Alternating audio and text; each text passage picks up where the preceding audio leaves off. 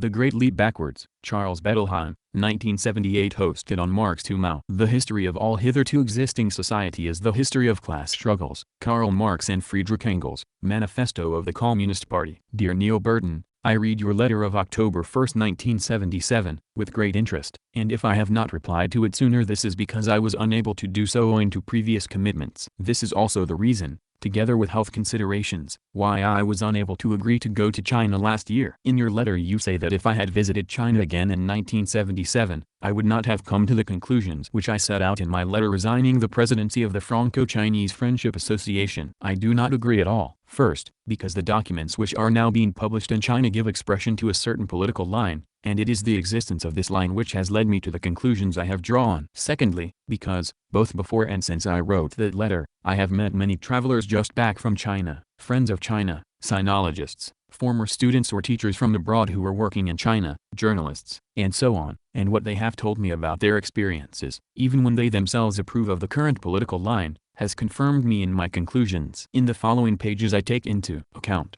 of course, both recently published documents and the conversations I have had, since I resigned, with travelers who have since returned. These different elements have enabled me, I believe, to grasp better the significance of what has happened in China. My letter thus seeks to be more than a mere reply to yours. It is a first attempt at systematic thinking about the political changes which have taken place in China since October 1976 and about the conditions which prepared the way for them. Instead of going over again, point by point, the arguments in my letter of last year, or answering, point by point, what you wrote to me on October 1, 1977, I prefer to explain how I analyze the present situation and the events that have produced it, for matters have now become clearer than they were. In particular, it is more obvious what policy has triumphed as a result of the elimination of the four, namely, a bourgeois policy and not a proletarian one. In the following pages I shall try, also, to explain the reasons why, in my opinion, the situation has evolved in the way it has. I think that by proceeding in this way I shall be able to reply to the best of my ability to the letter you wrote me. The end of the Cultural Revolution. The first question that needs to be examined is that of the relation between the present situation and the Cultural Revolution. On this point we must note straight away that the leadership of the Chinese Communist Party has now proclaimed that the Cultural Revolution is ended. This statement is certainly correct. It amounts to a recognition that a change has taken place in the relation between social and political forces, resulting in the extreme restriction of the activity of the masses, and of the freedom of initiative and expression that the Cultural Revolution was to have enabled them to conquer. In fact, when we look back and analyze what has happened since 1965-66, we can say that this change in the relation of forces was already apparent in the first months of 1967, when the political form of the Shanghai Commune was created and then abandoned, and that thereafter it continued, with zigzags in the same direction. Footnote: I come back to this question later, in the sections on the Shanghai Commune. End of footnote. The announcement of the end of the Cultural Revolution was thus the culmination of a historical process that lasted for several years, a process of class struggle requiring protracted analysis. The way in which this announcement took place calls for two observations. It is to be noted, first, that the announcement was not accompanied by any systematic striking of the balance of the Cultural Revolution as a whole. The failure to do this means that no distinction has been made by the new leadership of the Chinese Communist Party between changes of a positive kind, from the standpoint of the working people, which have taken place thanks to the Cultural Revolution, and those changes or practices that may have had negative consequences. The door is thus left open for a de facto challenge to everything contributed by the Cultural Revolution. This is so even though homage is paid, in words, to the Cultural Revolution, and it is said that there will be other such revolutions. Without a clear analysis of the past, as thoroughgoing as possible, it is very difficult to find one's way correctly in the future. Secondly, alongside the announcement that the Cultural Revolution is over,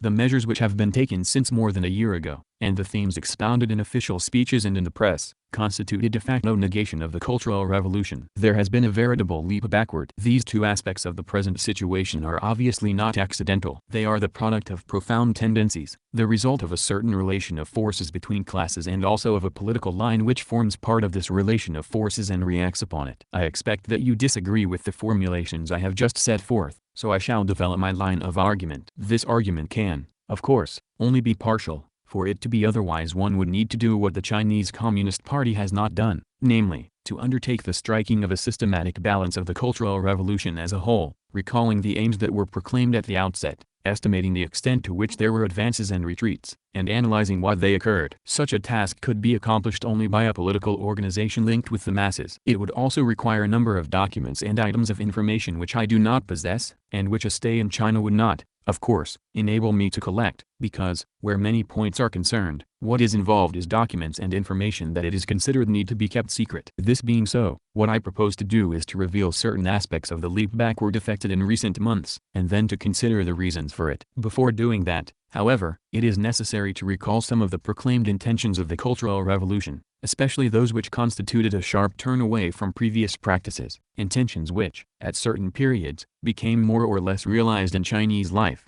and which are now being challenged.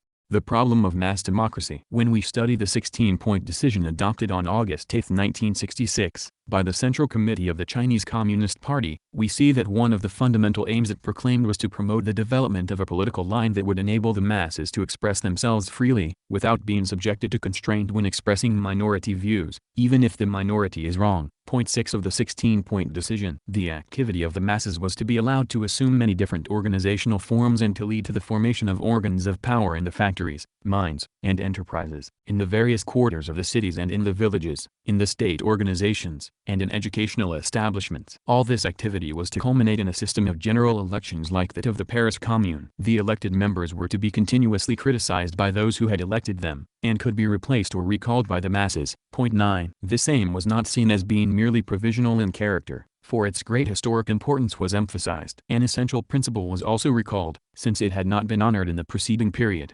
namely, that the only method is for the masses to liberate themselves, and any method of doing things on their behalf must not be used. The masses must educate themselves in the movement. Point 4. In accordance with this principle, the party can play its role only by not hesitating to promote the activity of the masses. The party leaders at every level must therefore encourage the masses to criticize the shortcomings and mistakes in their own work. Point 3. At the same time, it was said that criticisms ought to be made in a spirit of unity and with a view to rectifying mistakes rather than eliminating those who had committed them. Finally, what was to be aimed at was to achieve the unity of more than 95% of the cadres and more than 95% of the masses. Point 5. One of the purposes proclaimed was the transformation of the superstructure, in which bourgeois ideology continued to bulk large, so that, in particular, it was necessary to transform education, literature, art, etc. Points 1 and 10. The link between the struggle for revolution and the struggle for production was also mentioned, and it was stressed that priority should be given to the former. From 1966 onward, a movement developed that underwent ebbs and flows which need to be analyzed if one is fully to comprehend the present situation. But, as I have said already, such an analysis cannot be made in any detail at present. This movement also had its ideological and theoretical aspects. It led Mao Zedong and those who are today being vilified by the present leadership of the party to recognize and practice the difference between changing the juridical ownership of enterprises and changing the relations of production and distribution, so that a series of statements appeared which pointed out that it was possible for capitalist enterprises to exist behind a socialist signboard, that the wage system prevailing in China was not very different from capitalism, that the bourgeoisie was present in the party, and so on. One has only to read the Chinese press today to see that, since Mao's death, the intentions of the Cultural Revolution and the theoretical developments which accompanied it are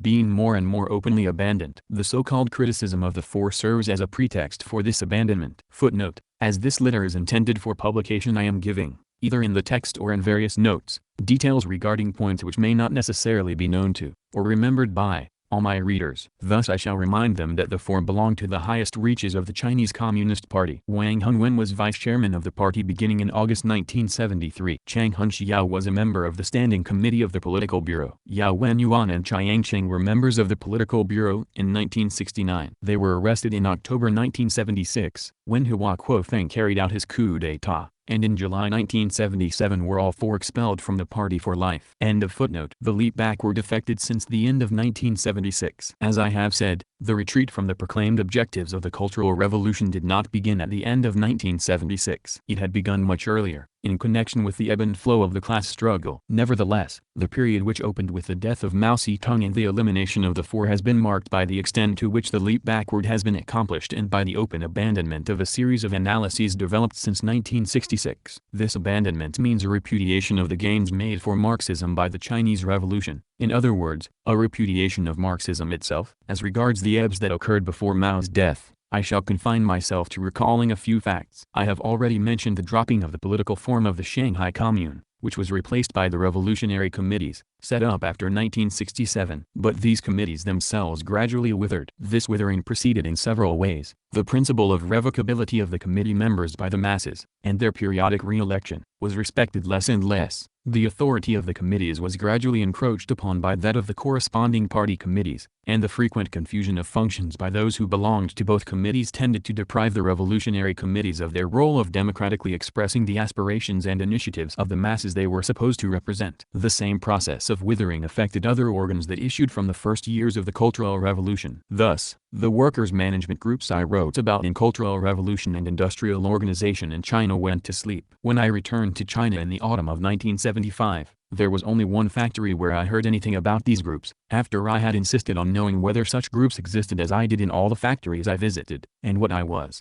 told left me with the impression that they were there only as ghosts, while everywhere else they seemed to have vanished completely. This withering signified a step back in relation to the requirements for progress towards socialism, for that presupposes that the working people themselves become to an increasing extent masters, collectively, of their own conditions of life and labor. This step back did not happen by itself. It resulted from class struggle, from the resurgent influence of the bourgeoisie, and above all of the bourgeoisie present in the machinery of the state and of the party, who were tending to strengthen their authority, to free themselves from the authority of the masses, and so to be able to dispose of the means of production which, in a formal sense, belonged to the state. In 1976, however, this retreat could still be seen as the effect of a momentary ebb, for the Cultural Revolution was still the order of the day and a number of analyses were still being made which clarified, even if not always thoroughly, the prerequisites for a revolutionary change in production relations and class relations. Today the situation is different, and we see a bourgeois and revisionist counteroffensive proceeding on all fronts, on the front of practical measures and concrete decisions, and on the front of ideological positions.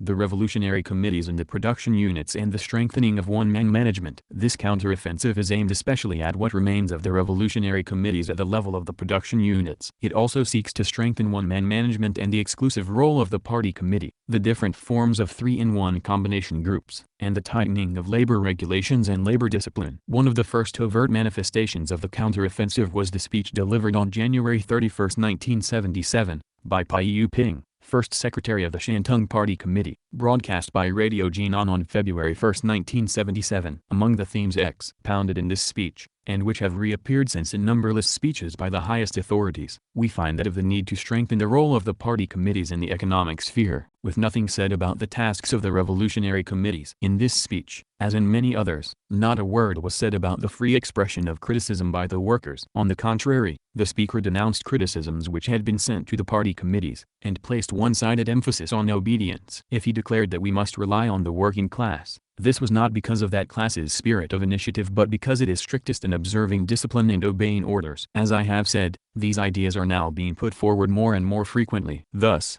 on April 6, 1977, Radio Peking stated, "In a socialist enterprise the relation between the party and other organizations is that between a guide and his disciples. Here, too, it is no longer a question of the initiative of the masses, or of learning from the masses. The sole wielder of authority is the party committee. The workers have only to let themselves be guided. Anything that favors initiative on the part of the masses and of whatever is left of their organizations is denounced as corresponding to the road of economism, syndicalism, anarchism, and radical individualism. Control exercised over the leaders is treated as breach of discipline, and therefore are criticized specifically for developing the idea of a contradiction between proletariat and bourgeoisie inside the factories. And speaking of antagonism between management and masses, New China News Agency, NCNA, May 21, 1977. We thus see the revival of a doctrine that Mao Zedong rightly condemned, namely, that of the primacy of unity over contradiction, a doctrine characteristic of the ideology of the Soviet Communist Party in Stalin's time. The ideology now being developed tends to place the cadres and technicians above the workers and to subject the latter to the authority of regulations composed by the former.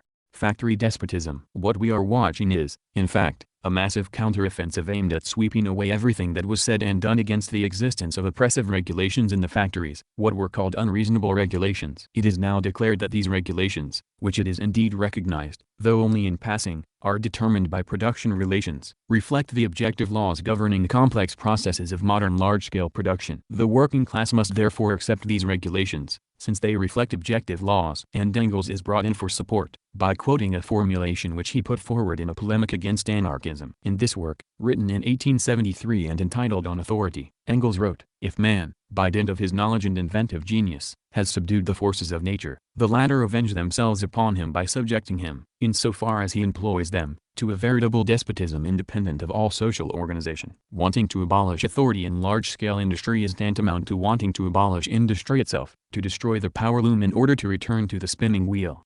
Footnote: Karl Marx, Friedrich Engels, and V.I. Lenin, Anarchism and Anarcho-Syndicalism, Moscow, Progress Publishers, 1972, p. 102. End of footnote. As Harry Braverman rightly points out, where Engels speaks of a despotism independent of all social organization and uses the concept of authority in a supra-historical way, he allows himself to be carried away by his polemic. He thus loses sight of everything Marx wrote about the socially determined character of factory despotism. Footnote: Harry Braverman, Labor and Monopoly Capital, New York, Monthly Review Press, 1974, p. 16. Dealing with the discipline imposed on the workers in the capitalist factory, Marx writes that this discipline will become superfluous under a social system in which the laborers work for their own account.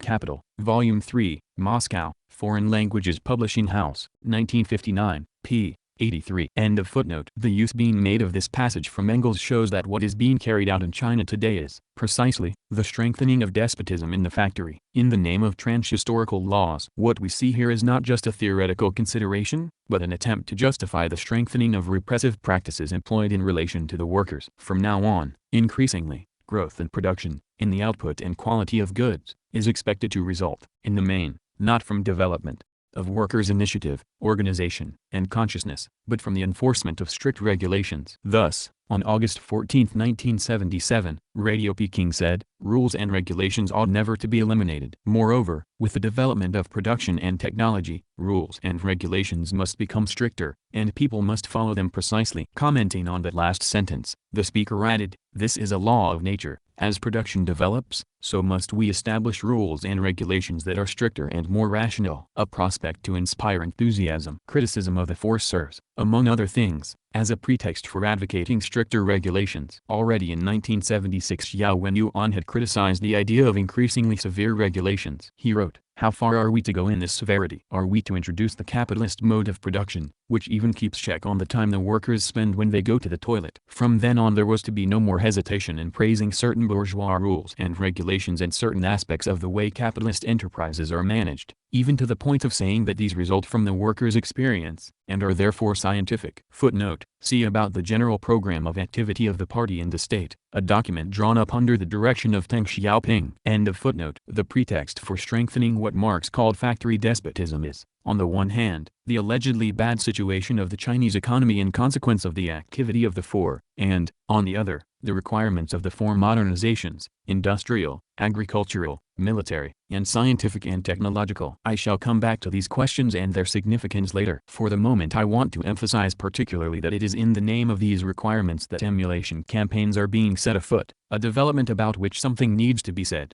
The emulation campaigns. I want, first of all, to make the point that the Soviet experience of the 1930s, and China's experience of the period preceding the Cultural Revolution, showed that as soon as emulation ceases to result from a genuine movement of the masses and becomes a campaign organized from above, it ceases to be in any way socialist. It becomes a means whereby the cadres and technicians exert pressure on the workers in order to increase the intensity and productivity of labor. Such a campaign strips the workers even further of any control they may have over their conditions of labor, and so expropriates and exploits them even more than before. During the Cultural Revolution campaigns of this sort were not launched, but this did not prevent various forms of emulation from being developed in certain workshops, factories, mines, etc. It was apparently in March 1977 that emulation campaigns had started in China. This happened after the National Conference on the Railways, when it was announced that the experience of establishing great order and rapidly improving work on the railways is valid for all other departments and fronts. NCNA, March 12, 1977. Chen Minjipao of March 10 also issued a call for emulation campaigns. On March 22 that paper explained that emulation campaigns served to establish great order and obtain rapid results, raising productivity and output as quickly as possible by increasing labor discipline. The character of these campaigns as movements which are centralized and organized from above is clearly apparent in a dispatch from NCNA dated January 7, 1978, which states that, with a view to accelerated expansion of coal production, the Ministry of Coal Mining,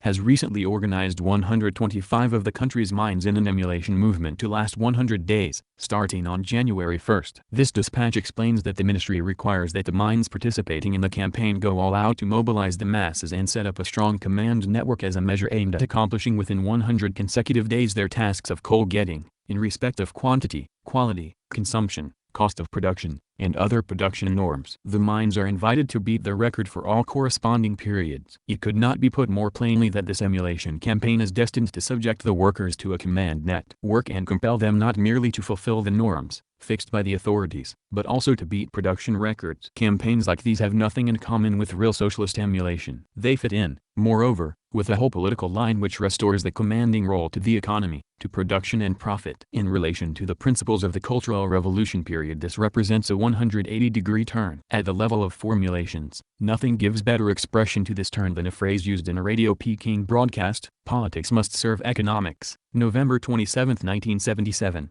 Profit, accumulation, and concentration of managerial power within the enterprises. What a formulation like this implies has been made clear by a series of documents and declarations that have appeared since the end of 1976, all of them stressing the role of profit. Thus, issue number 8 of 1977 of Hung Chi emphasizes above all the idea that enterprises must increase their profits and accumulate more funds for the state. It even says, asking whether one should run a factory for profit or for the revolution is a strange question, as if that could not be the actual source of contradictions, and as if it was not necessary to define the principal aspect of this contradiction. Again, this article in Hung Chi states, the more profit that a socialist enterprise makes in this way, i.e., by increasing production, practicing strict economy, raising the productivity of labor, and reducing costs, the more wealth it creates for socialism. It is thus assumed that the use made of the accumulated funds is automatically advantageous to socialism. And, above all, it is not even conceived that, in the struggle to increase profit, in which workers' initiative, the role of workers' management, and mass innovations are practically no longer mentioned, the leading role of the working class may eventually be repudiated. Yet when this leading role ceases, the doctrine that making more profit means creating more wealth for socialism becomes meaningless,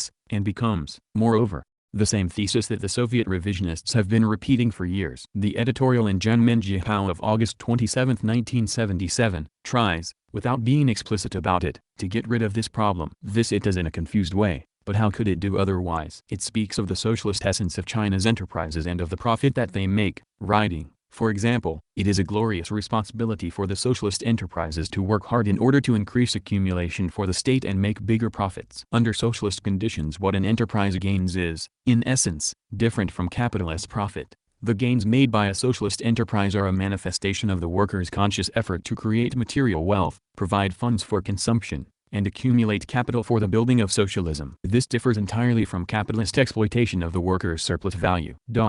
Improving the management of enterprises and increasing their gains, on the one hand, and the revisionist idea of putting profit in command, on the other, are two completely different concepts. This sort of statement is exactly equivalent to what the Soviet economists say when they, too, speak of socialist profit and the socialist wage, but it is not enough to stick the adjective socialist on an economic category to determine the social nature of the reality it refers to. That depends on the social conditions under which the production process takes place. Numerous documents of the Cultural Revolution period dealt with this question, even though not always very clearly, and pointed out that one cannot equate state ownership of enterprises with their having a socialist character. The enterprises in question do not possess any socialist essence independent of the production relations, the forms of division of labor and of management that prevail in them. Today, however, the official ideology seeks to deny precisely that which was emphasized during the Cultural Revolution. It is concerned with glorifying profit in order to call on the workers to work hard, to be disciplined, and to obey orders and regulations, that is, to cut down the scope of political intervention by the workers. Thus, the editorial of November 9,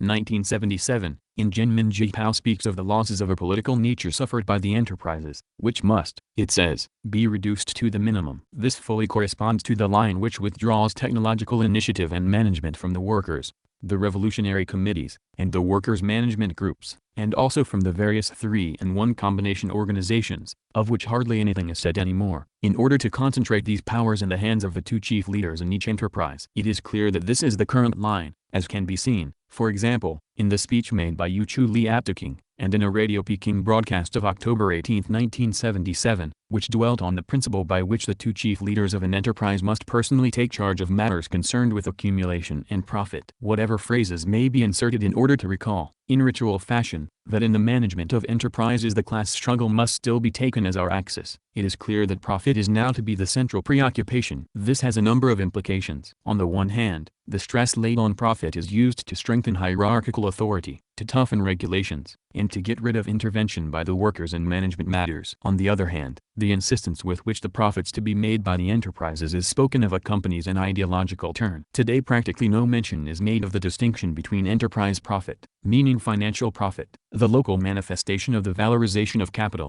and social profit, the importance of which was stressed at the end of the 1960s and the beginning of the 1970s. Henceforth, therefore, enterprises which do not make a financial profit can no longer be singled out as enterprises of the Peking type, which means that they can no longer be put forward as examples. Footnote: at the beginning of the 1970s social profit was often advocated. This meant that within certain limits the financial losses of some enterprises were tolerated, especially when these losses were connected with measures advantageous to the people, for example, in the form of the fight against pollution. By making it an unconditional requirement that every production unit must make a profit, in the financial sense, there was no longer any question of taking into account the various forms of social profit which might result from the working of this or that unit of production. End of footnote. The role ascribed to profit is obviously also linked with the type of industrialization that is coming to prevail in the name of the modernization of industry. I shall come back to this question. In any case, historical experience and theory alike teach us that putting the accent on enterprise profit in this way can only aggravate inequalities between regions and hinder the development of local industry and of small and medium-sized industry. Yet it was this last mentioned form of development that was characteristic of the mode of industrialization in China, especially after 1958, and it achieved some remarkable successes. I am not, of course, one of those who think that the line which is dominating this sphere today is due essentially to mistakes. More precisely, even if one can speak of mistakes, it must be seen that these are the result of a class point of view, of the tendency to consolidate capitalist relations, capitalist forms of the division of labor, of the organization of production, and of management, and therefore of the tendency to put the role played by the cadres, technicians, and intelligentsia first. The struggle against egalitarianism in the sphere of wages. We find the same class line at work in what is being said and done in the sphere of wages. Here the dominant aspect of the present line is the struggle against so-called egalitarianism, and for differentiation in wages. Thus, an article in Guanmin Jipao of November 1977 goes so far as to say that egalitarianism is still the biggest problem in China, this being the actual title of the article. Such an affirmation runs counter to what Mao Zedong said in February 1975. Before liberation it was more or less like capitalism. Even now we practice an 8-grade wage system, distribution to each in accordance with work done and exchange by means of money, and all this scarcely differs from the old society. One of the reasons why the accent is now put on the fight against egalitarianism is that it is once again a question of resorting to material incentives, though, for the moment, this is done with some caution, as the Chinese working class is aware of what that line implies. In practice this takes the form, in a certain number of cases, of going back to piece wages, whereas, during the Cultural Revolution, piece wages were replaced by time wages, and in other, less numerous, cases, the form of more or less generous bonus payments. All this is done in the name of accelerating the growth of the productive forces and increasing the productivity of labor, that is, in the name of arguments of an economistic and productivist character. One article is especially significant in this connection, the article by Zhao Luquan, NCNA, November 22, 1977, which, starting from the principle, to each according to his work, strives, still with great caution, to make a case for piece wages. Zhao does not mention, of course, Marx's observation that the piece wage is the form of wage most appropriate to the capitalist mode of production. Footnote: Karl Marx, Capital, Volume 1, and for the utilization of the necessary material rewards as a supplementary form. This article and many like it that have appeared since 1977 increasingly make individual interest the driving force of the struggle for production. This interest is substituted for the role played by a consciousness that one is working to satisfy the people's needs and to build socialism, the role which was put in the forefront during the Cultural Revolution. Such a substitution corresponds to the interests of the bourgeoisie and the party. It can only divide the working class by fostering the growing inequalities among the workers. Going back to piece wages and material incentives after practicing for years the payment of time wages, and after having long since renounced material incentives, means taking an immense step backward. This step backward favors the managers of enterprises and the technicians. It tends to strengthen the state bourgeoisie, those who occupy leading posts in the economic and administrative machinery and in the party. This is the class content of the new line, whatever may be the pretexts invoked by its supporters. The new orientations in agricultural policy. Since the end of 1976 a new orientation in agricultural matters has become apparent. Basically, this reduces the initiative of the peasant masses and increasingly subordinates them to a highly centralized leadership over which the working people exercise no real control. It tends to impose on the people's communes work norms that are decided externally, and to promote technological changes that are also mainly inspired by organs situated far away from the immediate producers. The class content of this new orientation is clear. On the one hand, it is a matter of favoring the development of a production process that subordinates the peasant masses, to the utmost degree possible, to domination by the cadres, local and central, and so to a bourgeoisie of a new type. On the other hand, but the two aspects are interconnected, it is a matter of creating conditions enabling the maximum amount of surplus labor to be extracted from the peasantry, so that they may pay the highest possible amount of tribute to finance the form modernizations which are indispensable if the power of the state bourgeoisie is to be consolidated. While the class content of the new orientation in agricultural policy is clear, it is nevertheless true that it takes as its pretext certain real problems whose importance was previously underestimated. These problems are, in the first place, problems of production. After progressing in a remarkable way for about 10 years, agricultural production seems to have reached a threshold which it is essential to rise above in order to cope with the food needs of an increasing population. Footnote: there are few estimates available of the volume of agricultural production, especially of the decisive production of food grains, and these must be quoted with reservation. The latest production figure from a Chinese source, which was given to Western visitors, was, as far as I am aware, that for the harvest of 1974, given as 274.9 million tons. This was a record figure. It included tubers, and probably soya seeds as well. It is not known whether the tonnage of rice was calculated in terms of husked or unhusked rice. In 1975 foreign specialists, basing themselves mainly on statements made by provincial authorities, estimated the harvest at 280 or 290 million tons. Official announcements seem to indicate that the 1977 harvest reached that same level. These 2 years would have seen an increase corresponding, at best, to the increase in population. It remains true that between 1970 and 1975 the production of cereals increased by 47 million tons, or more than 19%, a remarkable achievement. We note, moreover, that China's contracts for imports of cereals amounted in 1977 to a record figure of 11 million tons, as against 5 million in 1975 and 2 million in 1976. These figures are taken from Le Monde of January 10, 1977, China Quarterly of June 1976, pages 817-21, and August, No. 4, 1977, p. 112. For those who claim that the years 1965-77 were marked by an attitude of indifference toward production, it is not without point to recall that the total irrigated agricultural area of China increased from 35 million hectares in 1964 to about 55 million in 1977, an increase of some 20 million hectares. In 1952 the irrigate area came to 21 million hectares. See Dwight H. Perkins, Constraints Influencing China's Agriculture Performance, in China, A Reassessment of the Economy, Washington, D.C., GPO, 1975, p. 28, and August, No. 4, 1977, p. 82. End of footnote. These problems are also problems of consolidating the existing production relations and of changing the process of labor and production, which includes technological change. Footnote. I consider later how these technological problems are presented predominantly in terms of the mechanization of agriculture, and the social and political reasons why this is the case. End of footnote. They are problems, likewise, of the superstructure, of ideology and politics. There can be no question of reviewing all of them here, and even less of claiming that they can be solved in a simple way. It is only possible to examine some of the solutions that are being put forward today, and to consider what they imply and what their class meaning is. Two forms of the tendency for the structures of collective production to break down have been frequently mentioned since the end of 1976, though it is clear that the same phenomena existed earlier, having been mentioned in a number of big character posters, especially in South China.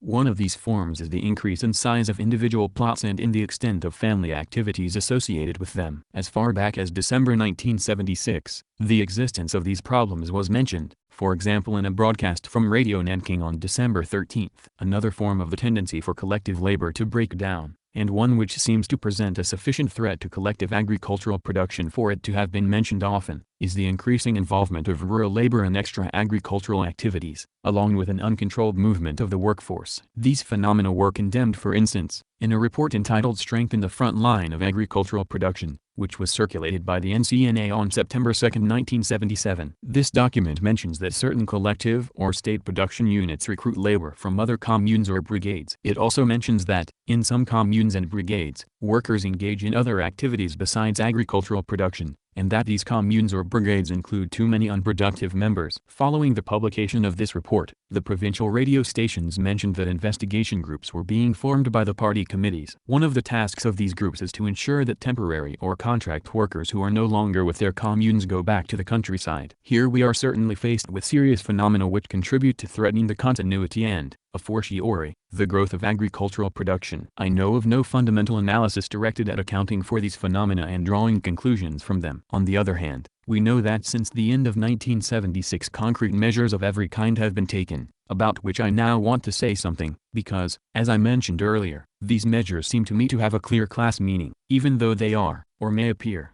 to be, to some extent in contradiction one with another. A first series of measures aims at reducing the size of individual plots, where these exceed the percentage laid down in the regulations. These measures are aimed at consolidating the economy of the people's communes, which is indispensable for increased collective production, but they may correspond either to a revolutionary or to a revisionist orientation. In present conditions, the revisionists must also rely upon collective agricultural production adequate to sustain their program of modernization. Other measures, mentioned by Radio Peking on December 20, 1976, aim at restricting certain collective additional productive activities. This seems to imply a threat to rural industrialization, which has developed on a large scale since the Great Leap Forward and the Cultural Revolution. It is essential that it be continued, especially in order to reduce the contradiction between town and country, to ensure a socialist development of the productive forces, and to satisfy the immediate needs of the masses. To be sure, the restriction on collective additional productive activities may seem to be dictated by problems of labor supply, but this restriction corresponds basically to a revisionist conception, to the desire of the leaders of centralized industry to control all industrial production. It is therefore not possible to suppose that its sole or even its main purpose is to ensure that more labor power is available for agricultural production. This is all the less possible because family or individual subsidiary activities are being encouraged, and rural markets have been made respectable again. I find it hard to estimate whether this is some sort of concession granted to the peasants, so as to enable them to increase their incomes, or whether the purpose is to obtain certain additional products which it seems impossible at present to obtain in any other way. In any case, the line of favoring family and individual subsidiary production is very clear. It was confirmed by a national conference held in the autumn of 1977 at which it was declared that wide scope should be allowed to these productive activities,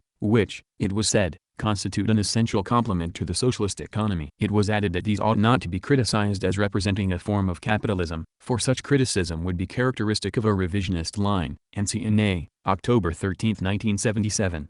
More significant still, in my opinion, is the way in which the present political line tries to solve the problems created by the shortage of labor power from which Chinese agriculture suffers. The dominant aspect of this line is the resort to authoritarian measures imposed upon the peasantry from above. This is done under the slogan of rational use of rural labor power. Thus, on November 23, 1976, Radio Haikou, Hainan, said that it is necessary to learn to organize labor power and called for the production team to be subjected to the unified command of the brigade and the commune. It was also said that labor power must must be sent wherever production can most effectively be increased and wherever it is possible to get the best results. I do not doubt that the economic objective aimed at is desirable, but I very gravely doubt whether the methods advocated are either socialist or effective. Actually, the proposed measures lead to the peasants being treated as a workforce which a unified command sends wherever it considers their intervention will be most useful. This is a capitalist, not a socialist, way of organizing labor, a form of organization which the peasants cannot but resist. It is a long time since things were organized in this way in the collective farms of the USSR, and everyone knows the result of that. We know, too, the setbacks which have resulted from attempts to treat the struggle for increasing agricultural production as so many battles to be directed, more or less centrally, by general staffs. Yet a number of recent declarations show that such pseudo-military measures are viewed with favor by the present leadership of the Chinese Communist Party. Adoption of measures of this kind means a lack of confidence in the peasants. This lack of confidence cannot but be reinforced by the way the peasants inevitably,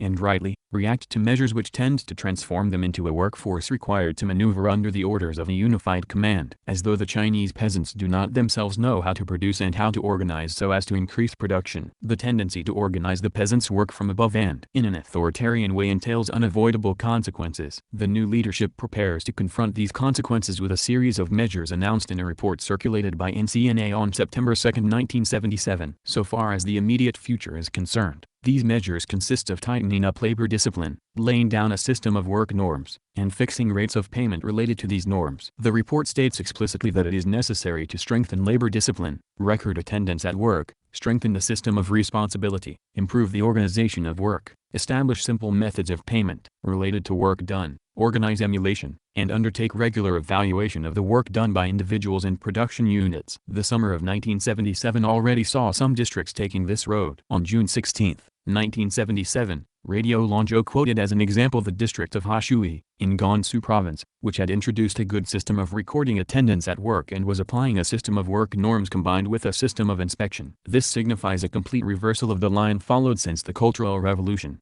during which fixed norms were exceptional and a system of self-evaluation prevailed. The Soviet experience has shown fully that these systems of fixing work norms and checking on the peasants' work only bring mediocre or even derisory results.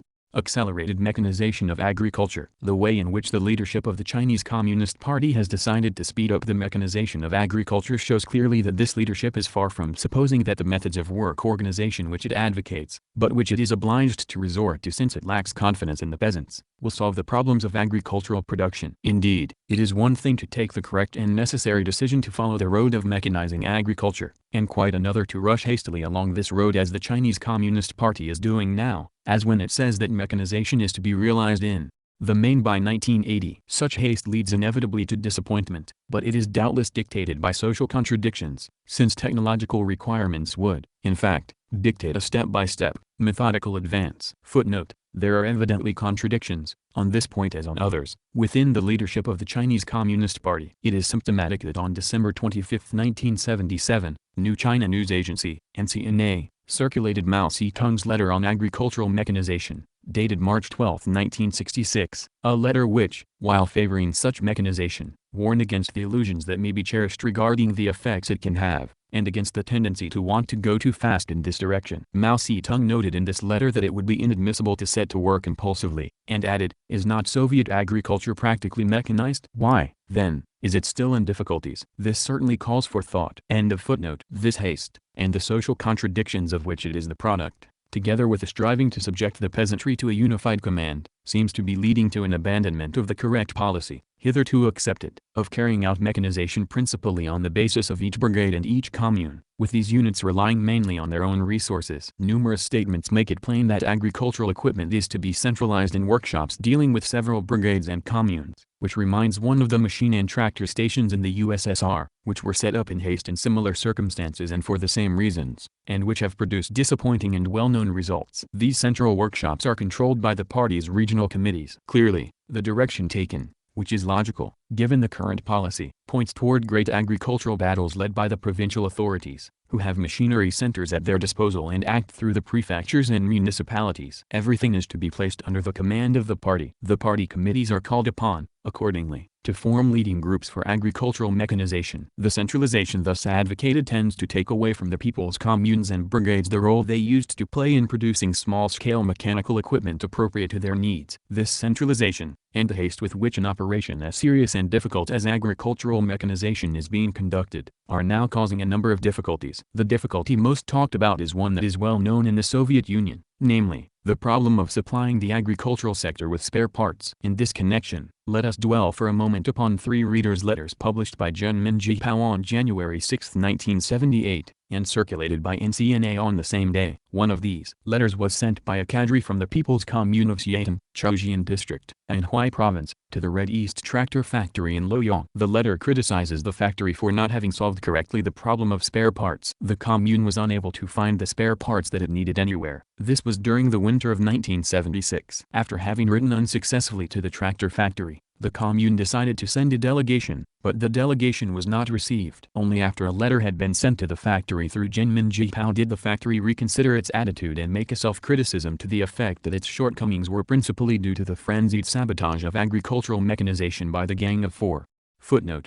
This explanation of the factory's attitude is disturbingly reminiscent of the stereotyped replies given in the 1930s in the Soviet Union to those who complained of the bad way the economy was functioning, exhaustion of stocks, decline in the quality of products, etc. Everything was blamed on Trotskyist sabotage, yet, 40 years after the liquidation of the Trotskyists, the same phenomena recur. Incidentally, it is worth noting that the Xiatan commune contrasts the attitude of the Red East factory to that of a sewing machine factory which supplied the spare parts asked for at once. Oddly enough, this was the #1 sewing machine factory in Shanghai, the place where the so-called Gang of Four were alleged to be rampant. End of footnote. The management of the factory said that it was determined to clean up the labor regulations. The letter from the Xiatan People's Commune to Zhenmin Jipao then says that after this self-criticism, the factory sent several technicians to the commune. They examined the tractor and took 2 of the commune's tractor drivers back with them to the factory to buy the spare parts they needed. Footnote. It will be noted how an incident like this provides an opportunity for the cadres and technicians of the commune and the factory to travel at the expense of their respective organs, that is, not to work for several days, at the same time as heavy emphasis is placed on the extra effort that the workers and peasants are expected to make. This throws light on the way class relations are evolving. End of footnote. If I have given so much space to an affair that might seem to be no more than an anecdote, it is because it seems to me highly significant in a number of ways. 1. It shows that already in the winter of 1976, when agricultural mechanization had not gone far, it was very hard for a people's commune to get spare parts for its tractors. 2. It reveals a situation quite similar to the one that the Soviet Union has known for over 40 years. 3. It allows us to predict the grave risks that China's agriculture will run after mechanization if the factories continue to deal with problems of supplying spare parts in this way. 4. It shows that the basic cause of these problems was not even touched upon, since the management of the factory got out of its awkward spot by blaming its shortcomings on the influence of the Gang of Four and took the opportunity to clean up the labor regulations, that is, to tighten labor discipline, whereas what was needed was to solve a problem of priorities in production, the management of stock, and distribution. To anyone with any experience of the problems presented by the mechanization of agriculture, it is obvious that the current acceleration signifies a flight forward caused by the aggravation of social contradictions. Footnote. The problem of spare parts is only one aspect of the contradictions engendered by a brusque speeding up of agricultural mechanization. These contradictions lead inevitably to a gigantic squandering of machines, for the latter are sent into the country districts before the conditions needed for their proper use have been realized. The Chinese press is full of information on this subject. Another problem is the maintenance of these machines. It is not accidental that the editorial in Zhenmin Jihao of September 16, 1977, observes that the operators of agricultural machinery who have been trained in the state schools constitute only a small percentage of the total number needed. End of footnote. These are bound up with the way in which an attempt is being made to command the peasantry, that is, with the development of bourgeois relations and practices. In its turn, this development bears witness to the changes that have taken place in the relations of strength between classes. These changes are increasingly leading to a situation in which a massive introduction of modern technology is seen as the way to solve all difficulties.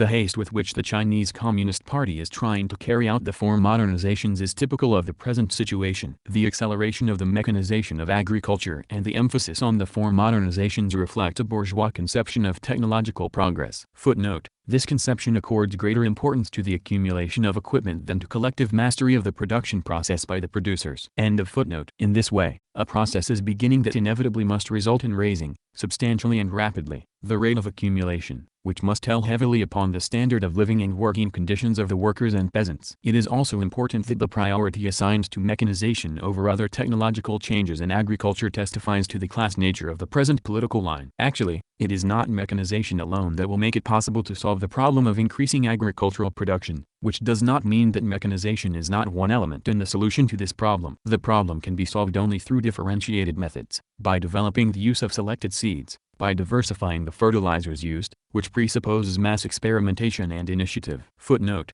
the possibilities of increased output inherent in these methods are considerable. It is their use, much more than mechanization, that explains the high yields attained in other countries of Asia. Thus in 1974 Japan's grain yield was 5,580 kilograms per hectare, compared with 1,900 kilograms in China. For unhusked rice their respective yields were 6,200 kilograms and 3,509 kilograms. See UST, number 4, 1977, pages 83 to 85. End of footnote. But the current line does not point that way. It points toward the increased subordination of the peasants to a central authority which will be in a position to extort the maximum of surplus labor from them. Mechanization is seen mainly as a means of more effectively ensuring this subordination, by favoring the predominance of dead labor, centrally controlled, over living labor. The purging of the leading organs in agriculture. It is in this context that the way in which the task of carrying through the revolution in the superstructure is now interpreted acquires its full meaning. Thus, in Hung Chi, number 6, 1977, Wang Zhen defines this task as one of strengthening the revolutionization of the leading organs by ensuring that the leadership is in the hands of Marxists, and of educating the peasants in Marxism, Leninism, and Mao Zedong thought. To those who can read, this means purging the organs of leadership, removing all who do not share the present views on discipline, command, modernization, and so on. It also means educating the peasants by inculcating in them these present views,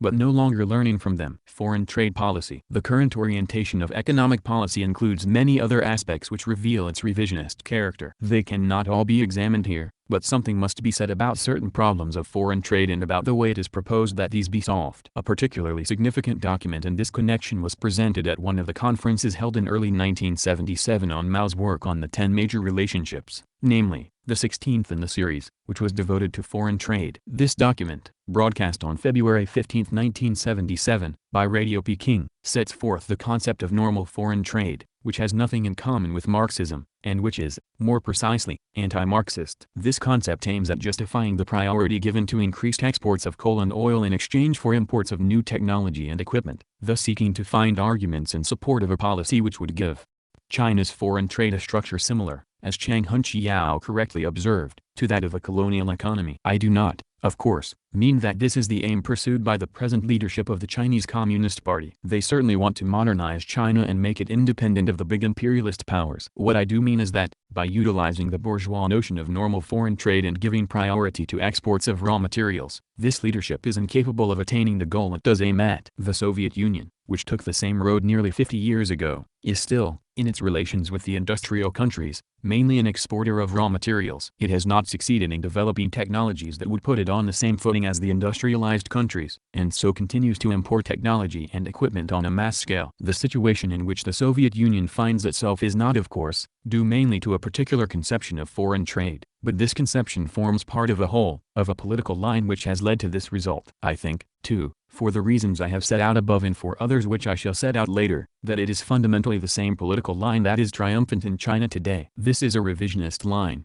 a line which, with certain special features, was applied in the Soviet Union in the 1930s. Footnote: I deal with this question in Volume 3 of Class Struggles in the USSR, which I am now writing. End of footnote. Incidentally, I note that the empty notion of normal foreign trade is not an isolated case. Official documents in China increasingly use such expressions, which are quite alien to Marxism, the destruction of the reform of education. But let us return to other concrete manifestations of the offensive now being conducted against the Cultural Revolution. One of the most important of these concerns concerns the system of education. When it is said, as in the circular of the Central Committee of the Chinese Communist Party on holding a National Science Conference, September 18, 1977, see Peking Review, No. 40, 1977, that we must do a really good job in the educational revolution, while at the same time the end of the Cultural Revolution has been proclaimed, this can only be interpreted to mean that it is intended to carry through to completion the counter-revolution in education, that is, to reject most of the changes accomplished since 1966. A study of recent decisions and documents proves that this is what is happening and that, here too, we observe a leap backward. The recruitment of students is once more being effected on an elitist basis. Examinations have been restored to a place of honor. See Cahiers de la Chine Nouvelle, number 2748, 1977, and give an advantage to those with academic and book knowledge. Thus, Jinmin Jihao of October 21, 1977, while acknowledging that some manual workers with practical experience may be admitted to the universities, stresses that it is necessary to take those who are the best on the intellectual plane and that the students must be selected, in a given proportion, from among the new graduates of the second cycle secondary school. This means a partial return to the system that existed before the Cultural Revolution, beginning with the abolition of the 2 to 3 year probationary periods that future intellectuals and cadres have to spend in the country. It means also abandoning the designation of those who are to go to university by their fellow workers. In fact, in October 1977 between 20 and 30% of the students were recruited directly from among the best pupils of the secondary schools. The information available to me shows that, as was to be expected, these are largely the children of cadres, who have in many cases been specially prepared for these examinations by means of cramming. The privileges possessed by those who have money, and, above all, by the sons and daughters of cadres, are thus reinforced. The lengthy eulogy to the situation before the Cultural Revolution which we find in the circular of September 18, 1977, shows clearly that the present leadership of the Chinese Communist Party wishes to return to a similar situation. Equally characteristic is the reconstitution of a dual network of educational institutions, which was severely condemned during the Cultural Revolution. As Jinmin Jihao of October 26, 1977, explains, admission to colleges is still limited. The young people who fail their examinations are the majority. So long as they continue to study diligently and strive to master scientific and cultural knowledge, they will have a second chance to take the examination in the future, or else they will be able to pursue advanced studies in the July 21st worker colleges and other part-time universities. Thus the best will go directly into higher education while the rest will swell the ranks of the skilled manual workers. I do not claim that everything that was done in the sphere of education during the Cultural Revolution was perfect or not in need of serious discussion. On the contrary, and this seems to me inevitable, I think, based on what has been said by students and teachers who have been to China during recent years, that certain aspects of the reforms introduced left something to be desired, and that substantial improvements were called for. But it seems clear to me that it is not by going back to the situation before the Cultural Revolution that improvements can be made. Instead, there should be an extensive public assessment of the lessons to be drawn from the experience of the Cultural Revolution in the sphere of education, and this requires a broad debate. But this is not what is done when a return is made to 1965, while declaring that we must do a really good job in the educational revolution. This way of behaving is, moreover, in line with the hastiness characteristic of the whole of the current campaign for the four modernizations. Above all, though,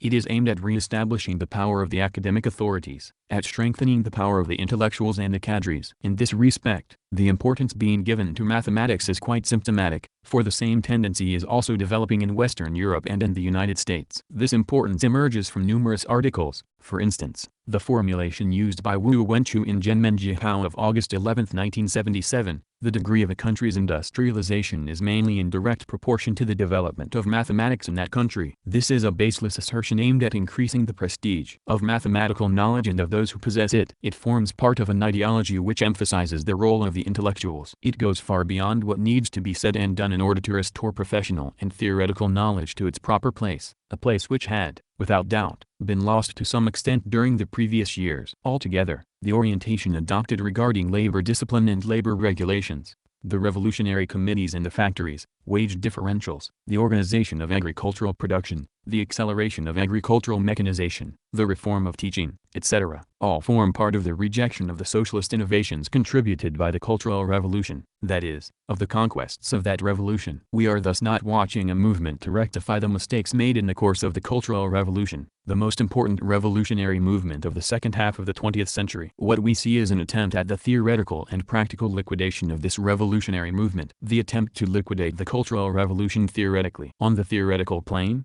The leadership of the Chinese Communist Party does not dare to launch a frontal attack on the Cultural Revolution, because this would mean openly attacking the line of Mao Zedong. It claims to be faithful to this line, because it needs such a claim in order to appear legitimate. Nevertheless, the present leadership is developing camouflaged attacks which are attempts at theoretical liquidation. The forms assumed by these attacks are many. I shall mention only a few. One of the most significant consists in denying the line of demarcation which the Cultural Revolution represented in the practice and theory of the Chinese Communist Party. We know that Mao Zedong regarded this line of demarcation as fundamental. Towards the end of his life, he declared that he had devoted himself to two purposes: driving Japanese imperialism out of China and overthrowing Chiang Kai-shek, on the one hand, and, on the other, carrying through the great proletarian Cultural Revolution. Mao thus put the Cultural Revolution and the liberation of the country on the same footing. The present leadership, however, is trying to wipe out the line of demarcation traced by the Cultural Revolution. It is trying to do this not only practically, by its concrete policy and by returning rightists to posts of command they were removed from between 1966 and 1976, but also theoretically. It is doing this by gradually ceasing to speak of the socialist innovations which came out of the Cultural Revolution. It is doing it by putting formally on the same level that which was accomplished between 1949 and 1965 and that which was accomplished between 1966 and 1976, and giving preference, de facto, to the conceptions and practices of the earlier period. It thereby denies that,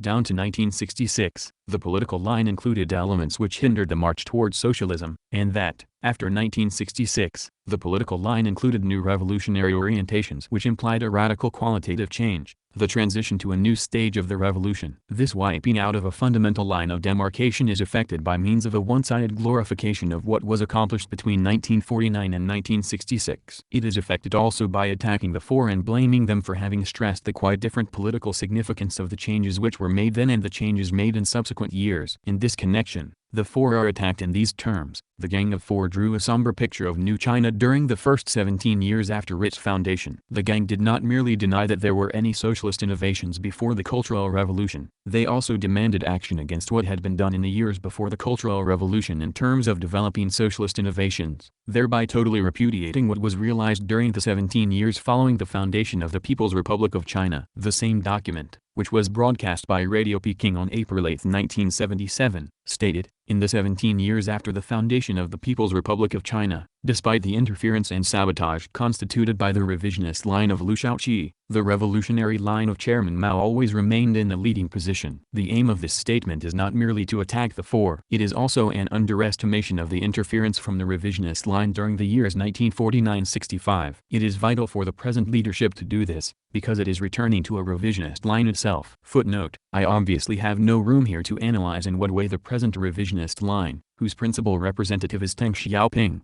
resembles the revisionist line of the early 1960s, which Liu Shaoqi and his supporters followed, and in what way it differs. It seems to me that the principal difference lies in the emphasis laid, today, on accelerating the pace of industrialization, on modernization, etc. The difference is connected, apparently, with the numerical strengthening of the state bourgeoisie, which is thus able to assert more strongly its hegemony over the old bourgeoisie. This difference is also connected with the fact that, in order to try and break the resistance, which can only grow, of a working class which has experienced the Cultural Revolution, it is necessary for the bourgeoisie to work up the myth of urgency, of a race against time. In the name of this necessary struggle, the state bourgeoisie tries to strengthen discipline to the utmost and to increase the pace of work as much as possible. The wage increases granted in 1977 thus appear both as a means of dividing the working class, through the criteria governing these increases, and as a necessary counterpart to tightening discipline and raising the intensity of labor. End of footnote. It means, further, denying the fundamental difference between the revolutionary line of before and after 1966. This difference relates to the movement of the revolution into a new stage, a stage that the present leadership wishes to hear no more about. We find the same desire to wipe out this fundamental line of demarcation in the circular, already quoted, of September 18, 1977, which blames the four for having negated the fact that Chairman Mao's revolutionary line has occupied the dominant position in this field, i.e., science and technology, since the foundation of New China. Peking Review, No. 40, 1977. Yet a formulation like this obscures the situation which existed between 1949 and 1965, the situation that made the Cultural Revolution necessary. As I mentioned earlier, The attempt to liquidate the Cultural Revolution theoretically takes many forms and gives rise to varied formulations. Here are some that are especially significant. For example, whereas during the Cultural Revolution it was said that every enterprise was a place where the class struggle went on and that production itself was pursued amid definite class relations and class contradictions, it is now said that an enterprise is above all a place of production, interpreting in a one-sided way and isolating from its context a phrase of Mao Zedong's. This same theme was taken up in April 1977 by Sung Chien-ming, secretary of the party committee at Peking, who went so far as to say, throughout the world, production is the principal concern of every factory, every country, and every nation. This is a formula which all the capitalists of the world repeat ad nauseum. In a different form, the same theme was expounded by the Chinese press in November 1977, when a series of documents were published which separated in mechanical fashion the class struggle from the struggle for production, thereby denying that these struggles are interconnected, and that the former basically dominates the latter. Thus, it was stated that revolution is the struggle of one class against another and aims at altering social relations between men. Production is the struggle of man against nature. The laws governing production differ from the laws governing the class struggle. Document broadcast by Radio Peking on November 27, 1977. This formulation is completely silent about the fact that the struggle against nature always develops under definite social conditions, with indefinite class relations, and that the way it is carried on also involves class consequences. Marx explained all that long ago, and the Cultural Revolution drew the political deductions from it. Today, however, the leaders are trying to make people forget it so that they can practice the most vulgar economism. This economism can be seen in Wang Jian's article in Hung Chi, number 6, 1977, in which he defends the idea that a change in the production relations and in the superstructure in present-day China must be governed by the requirements of the development of the productive forces, so as to strengthen the material basis for consolidating the dictatorship of the proletariat. Here we find ourselves back with the theme of the primacy of the development of the productive forces, a theme rightly denounced during the Cultural Revolution and one which served the Soviet state bourgeoisie as an ideological weapon for extending and consolidating its power. In reality, this theme dominates the whole series of 16 conferences held on the pretext of discussing on the 10 major relationships. This becomes apparent when we examine Hung Chi, number 1, 1977. There is nothing here about the necessity for revolutionary transformation of production relations, though this transformation is the fundamental objective of the uninterrupted revolution under the dictatorship of the proletariat. All that is discussed is adjusting those parts of production relations that hinder the development of the productive forces, because, we are told, the aim of the socialist revolution is to emancipate the productive forces. We come back, here as well, to an economism which makes the productive forces, and not the class struggle, the fundamental revolutionary factor, so that this sort of statement can appear. In the last analysis, the economic basis is the decisive factor in social progress, and the productive forces are the most active and revolutionary factor in the economic basis. Thus, in the last analysis, it is the productive forces that determine production relations, NCNA, September 21, 1977. Thus the theses maintained by Liu Shaoqi at the Eighth Party Congress in 1956 reappear, theses which, though still condemned in words, are now being reiterated without acknowledgement.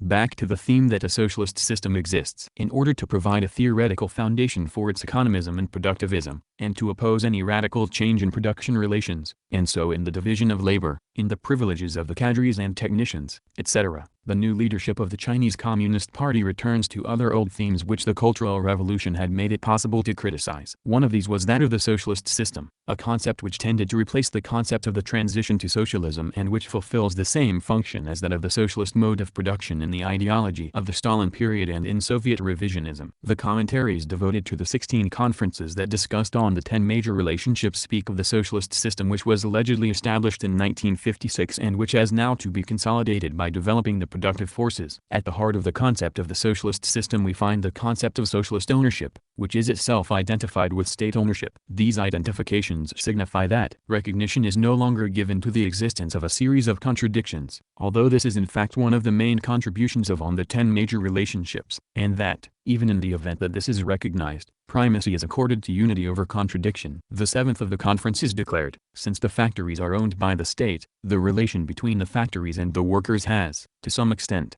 been embodied in the relation between the state and the workers. The purpose of this theoretical rubbish is to claim that, since the workers are masters of the state and the state is master of the factories, the workers are therefore masters of the factories. In this way the contradictions of the transition to socialism, including those which were pointed out by Lenin in 1921, are simply denied. The workers have only to obey the orders they are given, for these orders are given them by themselves. A splendid dialectic, aimed at defending the interests of a state bourgeoisie. The same fundamental role attributed to socialist ownership, or public ownership, is proclaimed in many other writings. For example, when the emulation campaigns were launched, Zhenmin Jipao of March 10, 1977, stated calmly that under socialism the working people are the masters of society, and the relations within this society are relations of cooperation between comrades. The existence of the bourgeoisie is ignored and, of course, there is no question of recognizing its presence in the party and at the head of many enterprises. Thus some basic themes of the Cultural Revolution are repudiated. The typically revisionist refusal to recognize the existence of the fundamental contradiction between bourgeoisie and proletariat also enables Chichen to write in Hung Chi, No. 3,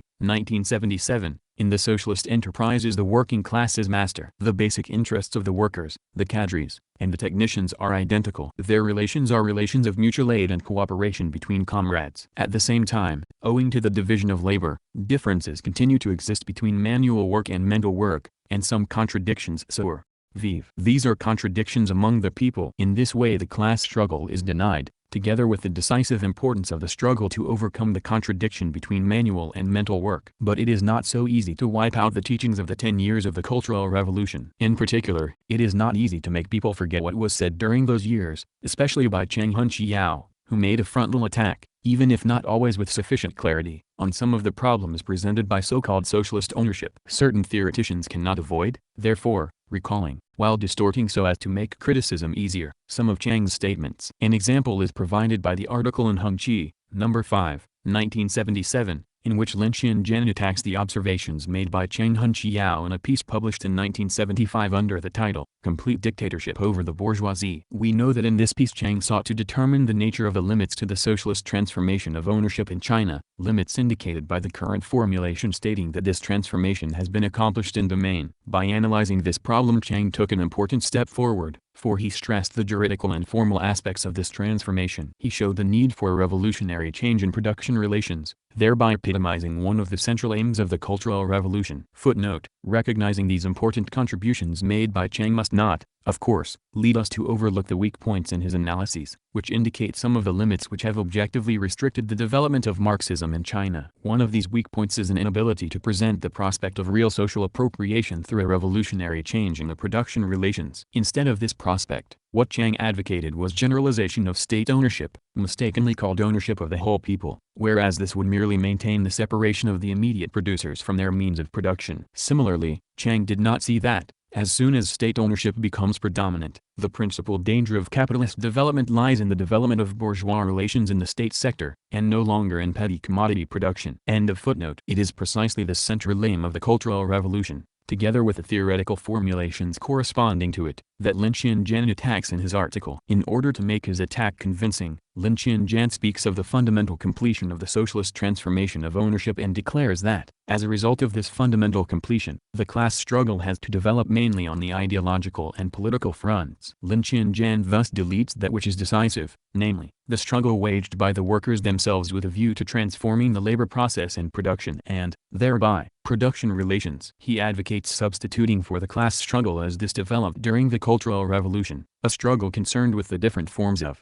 the social division of labor, a struggle of ideas, a struggle between modern ideology and the vestiges of old ideas. This abandonment of the class struggle implies the transformation of Marxism into its opposite. It enables the state bourgeoisie to attack demands which workers may advance, on the grounds that these are incompatible with the development of the productive forces, and are due to the fact that these workers are still subject to the influence of bourgeois and petty bourgeois ideas. Lin Xinjian's article continues as might be expected from the economistic nature of this thesis. From his conception of a fundamental socialist change of ownership, he concludes that the principal aspect of the continuation of the revolution under the dictatorship of the proletariat consists in developing a powerful material basis. All this amounts to is substituting the struggle for production for the struggle between the proletariat and the bourgeoisie, and calling for the struggle for production to be led by experts and technicians. By following this road one can only strengthen the capitalist division of labor and those capitalist production relations which have not yet been destroyed. It seems that many Chinese workers and party cadres are not letting themselves be misled by these revisionist and economistic conceptions. The ideologists in the service of the present leadership therefore keep on returning to the problems raised by Cheng Hunqiao's article. An example is the article by Wang Huite, Peking Review, No. 1,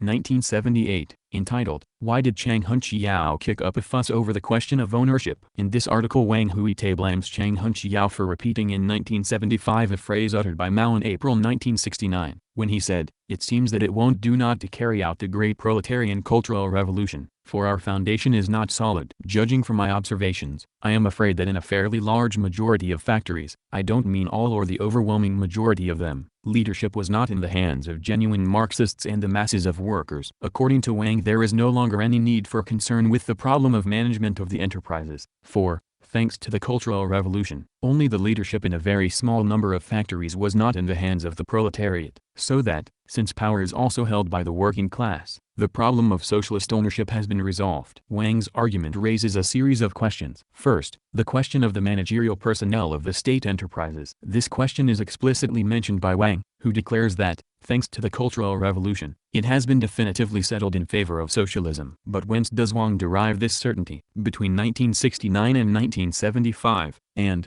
a fortiori, between 1976 and 1978, have not many things happened, in particular the return en masse of the right-wingers who had been eliminated by the Cultural Revolution? Do we not have grounds for supposing that the situation today is worse than in 1969? Finally, the problem of socialist ownership is also that of the class nature of state power. Chang Hunqiao tried to deal with this problem dialectically. I do not claim that he entirely succeeded, by showing that the class nature of power is not fixed once and for all, that it is determined by the class struggle between the proletariat and the bourgeoisie, a struggle which goes on within the party, so that power is never purely proletarian but can pass into the hands of the state bourgeoisie, something that Mao also said when he declared that the Chinese Communist Party could, in certain circumstances, develop into a fascist party. But Wang declines, and with reason, to discuss these problems in that way. For him the questions of power and of ownership have been solved, and he claims to prove this by resorting, tautologically, to quotations, which, moreover, he interprets in his own fashion. This method produces the following reasoning. First,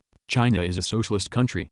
That is to say, our society is socialist in nature, not capitalist. Secondly, as for the economic base of our society, the system of ownership has already been changed from feudal, capitalist, and small production private ownership into socialist public ownership. Thirdly, we must see to it that the supreme leadership of the party and state will not fall into the hands of bourgeois conspirators and careerists like Lin Piao.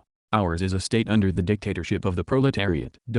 What we have here is a series of assertions, not a demonstration. The first two assertions assume that the question has been settled. The last leaves absolutely open the socialist ownership question of what elements of bourgeois domination existed in 1975, and in what way the dictatorship of the proletariat was combined with its opposite, and the question of whether or not the class nature of the state was changed after the events of October 1976 and the installation in power of the group led by Hua Kuofeng and Tang Xiaoping. The problem of the nature of property relations and forms of appropriation cannot be solved except by concrete analyses of all the matters mentioned above. This is what Chang Hunqiao was trying to do in his article, and what the ideologists of the present leadership cannot accept. For them there is no problem. State ownership is socialist and the workers have only to work hard and obey orders in order to strengthen and extend this ownership. It is a thesis which negates the teachings of the Cultural Revolution and which serves the interests of the state bourgeoisie. One thing more about this question, so as to emphasize how dominant is a purely juridical, which means anti-Marxist, conception of socialist ownership. An example of this dominance is provided by the series of articles by Suem Muqiao published in Peking Review, Nos. 49-52, 1977, in which he goes so far as to say that in 1953 it was enough for the state to transform some private capitalist enterprises into mixed enterprises, by investing capital in them, taking charge of supplying them with raw materials and marketing their products and sending in someone to manage them, for these enterprises to become 3/4 socialist. Peking Review, number 52, 1977. This is an absolute caricature of Marxism, and illustrates very well the nature of the Marxism practiced by the present leadership of the Chinese Communist Party.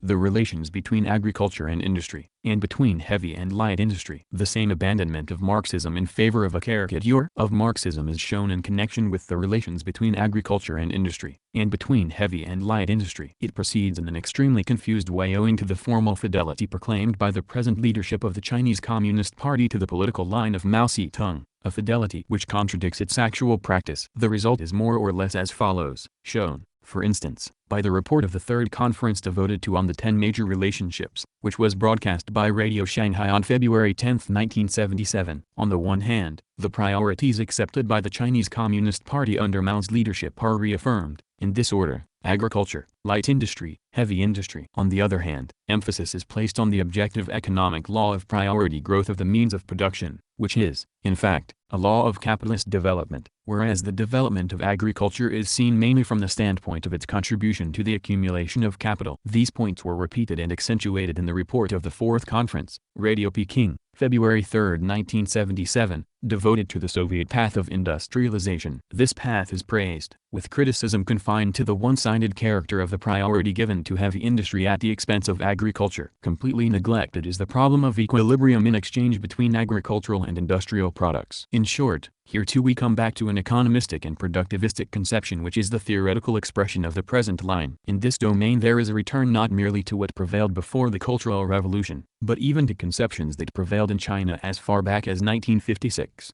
The pace of development. On the plane of class relations, this backsliding is linked with the strengthening of the positions of the intelligentsia, the cadres, and the specialists, that is, of the state bourgeoisie. I shall endeavor later on to inquire into the conditions which have made this strengthening possible. This strengthening is reflected in the ever greater importance accorded to the pace of development. This question is at the heart of the preoccupations of the present leadership. Significantly, the central organs of the Chinese press made it the principal theme of their joint editorial published on New Year's Day 1978. Here were phrases such as the following which had disappeared from the Chinese press after the Cultural Revolution: "The speed of construction is not just an economic question, it is a serious political question." Why do we say the socialist system is superior? In the final analysis, it is because the socialist system can create higher labor productivity and make the national economy develop faster than capitalism.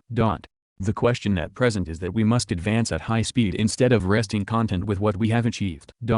In a word, quickening the pace of economic construction is dictated by the development of international and domestic class struggles. Peking Review, No. 1, 1978. Thus, acceleration of the pace of development is supposed to be deduced from the requirements of the class struggle, whereas, in fact, it is a matter of trying to substitute the struggle for production for the workers' class struggle, that is, to subject the workers to the requirements of rates of production, to demand of them more and more work and discipline. The stress thus laid upon the pace of production has a dual meaning on the plane of class relations. On the one hand, as I have said, it reflects the strengthening of the position of the intelligentsia, the cadres, and the specialists. On the other, it is a means of contributing to a further strengthening of these positions, not only by subjecting the workers and peasants to increasingly severe labor discipline and work norms, but also by making the leading role assumed by the intelligentsia and the specialists seem a necessity. In this respect the editorial quoted is very significant, for it accords central importance to the intellectuals, to education, and to the acquisition of scientific knowledge. In this way the stress laid upon speeding up the pace of development also serves as an argument for attacking the reform of education carried out during the Cultural Revolution. On the plane of production relations, the stress laid on speeding up the pace implies, since it is linked not with revolutionizing the production relations but with the increased role of science concentrated in the hands of specialists, an increasing dominance of capitalist expanded reproduction, and so a growth in the rate of accumulation and in the demands of self-valorization of capital. It therefore implies submission of the workers to the demands of profit. Along the capitalist road which is thus being followed one necessarily comes up against the actual limits of capitalist accumulation, and this leads inevitably to economic crises which have grave repercussions on the standard of living of the masses and on the subsequent scope of the development of the productive forces. Soviet experience shows that, though these crises develop under specific conditions, they are nonetheless real. I have no room here to deal fundamentally with this problem, which I shall examine in detail in the third volume of Class Struggles in the USSR. The stress on speeding up the pace calls for some further observations. In the first place, it is of the same order as the productivist slogan issued by Stalin in the 1930s, "Tempos decide everything." The application of this slogan led to the grave crises of 1932-33 and 1936-37, which were accompanied by unprecedented political convulsions and, after 1938, by a fundamental change in recruitment to the party, which became very largely a recruitment from the intelligentsia, a recruitment of cadres, technicians, and specialists. In the second place, the present leadership justifies its productivist line not only by invoking the alleged requirement that the socialist order must realize rates of development higher than those of capitalism, but also the alleged necessity to put an end to the protracted stagnation and even regression in the country's economy, said to be due to the doings of the four. This argument is a flagrant falsehood. There has been no protracted stagnation or regression in the country's economy. Between 1965, the last year before the Cultural Revolution,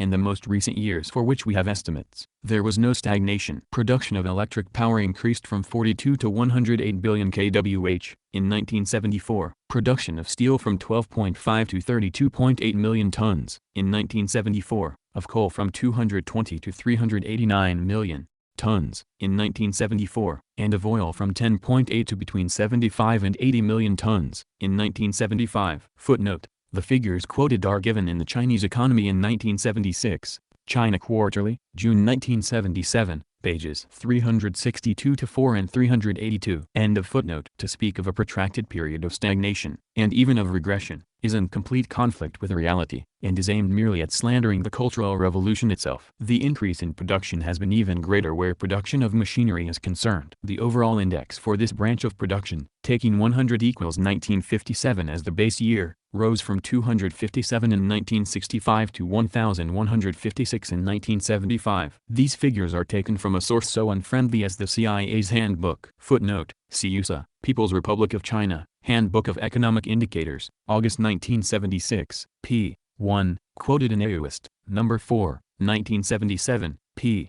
97. According to this same source, tractor production, in 1,000 units of 15 hours. P. increased in this same period from 23.9 to 180, and that of merchant ships, in tons, from 50,600 to 335,600. End of footnote. In 1975-76, to be sure, difficulties arose, but these were in the main political difficulties, connected with the acute struggle between the revolutionary line and the revisionist line of Deng Xiaoping. In the second half of 1976 there were also difficulties arising from the Dongshan earthquake. Thus attributing the problems which appeared then to interference and sabotage by the Gang of Four completely distorts the facts. Actually, the Four never controlled the economy, and if there was sabotage it may be suspected that responsibility for this lies with those who were in charge of production, either because they wanted to be able to blame the Four for their own misdeeds, or because their treatment of the workers provoked various manifestations of discontent, including strikes which the Four may well have supported. In any case, it is a typically bourgeois line of thought to declare that, when strikes occur, responsibility for them lies with agitators. Even with the difficulties mentioned above, the available information for 1976 does not show any signs of protracted stagnation or regression. Thus in 1975, production of coal was estimated at 430 million tons, while in 1976 production of oil increased by 13%, and production of natural gas increased by 11%. During the first quarter of 1976 overall industrial production was 13.4% more than in the same period of 1975, and during the first half of 1976 it was 7% more than in the same period in 1975. Footnote: figures from China Quarterly, June 1977. End of footnote. So far as I know there are no figures available for the second half of 1976. It may be that, because of the events of 1976, some branches of production may momentarily have declined, but that does not signify a protracted period of stagnation or regression. The foregoing remarks do not in the least imply that a certain acceleration of pace is not desirable and possible, but this acceleration will not be lasting if the basic lines of the Cultural Revolution are abandoned and the class struggle reduced completely to the struggle for production. Actually, this reduction amounts to the enslavement of the working people for the purposes of a bourgeoisie striving to increase profit. It implies a renunciation of the workers' class struggle for the revolutionary change of production relations and of social relations as a whole. The revisionist ideology of the neutrality of science and technology. The effect of turning Marxism into its opposite, which is characteristic of the ideology of the present leadership of the Chinese Communist Party, can of course, be observed in all spheres. There is one sphere, though, that I must specially mention, that of science and technology. Here the ideology of the opponents of the Cultural Revolution is marked by its presentation of science and technology as socially neutral. They thus deny that the way in which science and technology develop depends on the predominant class relations, and that the application of different techniques involves definite class effects. This is obviously the case with the forms of technology developed in the imperialist countries. As a rule, They cannot be purely and simply taken over in order to serve development along the socialist road. They, too, need to be transformed. This point of view was widely present during the Cultural Revolution. Today it is being forgotten. The extreme point in this denial of the class determination of techniques occurs where management techniques are concerned. For example, Jinmin Jipao of March 22, 1977, criticized the formulation according to which, in management, one needs to pay attention to three aspects: the line, the leadership, and mutual relations. It criticized this formulation because it makes no mention of the most important question, that of developing the productive forces. The question of developing the productive forces is indeed important, but to say that it is the most important means giving it precedence over class relations, and so taking up a productivist position. It must be noted, moreover, that the yardstick of scientificness occupies a central place in the attempt being made by the present ideologists to eliminate the essential question of class relations. Thus, this same article in Jinmin Jipao emphasizes that it is necessary to have a scientific attitude in the managing of modern enterprises.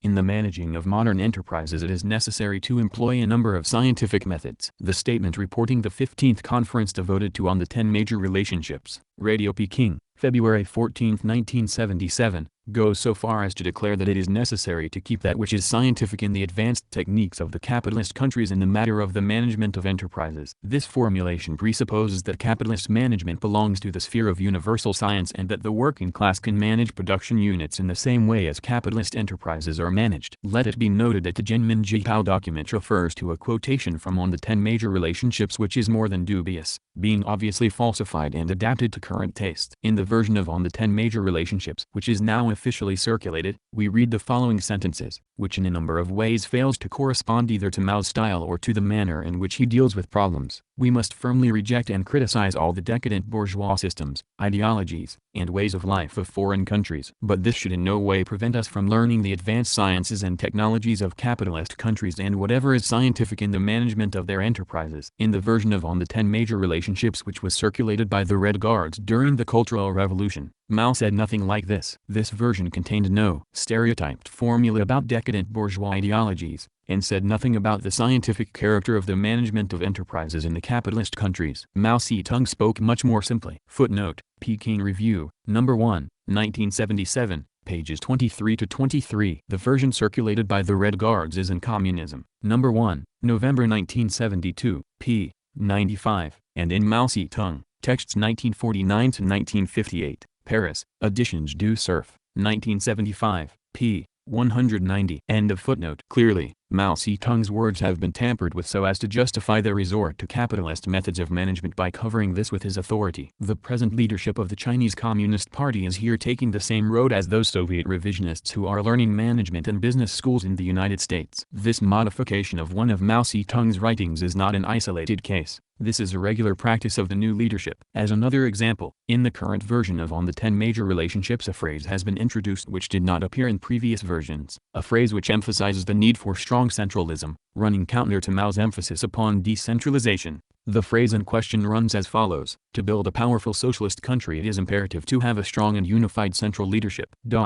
Peking Review, No. 1, 1977. In general, what is characteristic of the ideology accepted today by the leadership of the Chinese Communist Party and in conflict with the theses of Mao Zedong developed during the Cultural Revolution, is its tendency to present science and technology as neutral, like the productive forces. The idea that there is both a socialist and a capitalist development of the productive forces, and that only the former promotes control by the workers over the means of production, has completely disappeared. Now there is only general talk about development of the productive forces. This is closely linked with the thesis according to which, as soon as the socialist system exists, everything that develops its material basis must strengthen socialism. Dogmatism and revisionism. One might go on examining the ideological themes which the present leadership uses to justify its resort to revisionist practices which no longer have anything in common with the Cultural Revolution. However, I do not think this is necessary, since what has been said is conclusive enough. I wish therefore to end this section of my letter by simply saying that what characterizes present-day Chinese revisionism is its combination of narrowly empiricist practices and an ideology dominated by dogmatism. This dogmatism is shown by the fact that instead of carrying out a concrete analysis of social and political realities, the revisionists proceed by means of assertions and by using quotations from the classics of Marxism and from Mao Zedong, isolated from their context, and even, as we have seen, sometimes distorted or invented. Moreover, no account is taken of the development of the theoretical conceptions of the thinkers quoted. Thus passages from Mao Zedong dating from before the Cultural Revolution are put on the same footing as passages from the Cultural Revolution period. Or, more precisely, the older quotations are given precedence over the more recent ones. This does not happen by accident,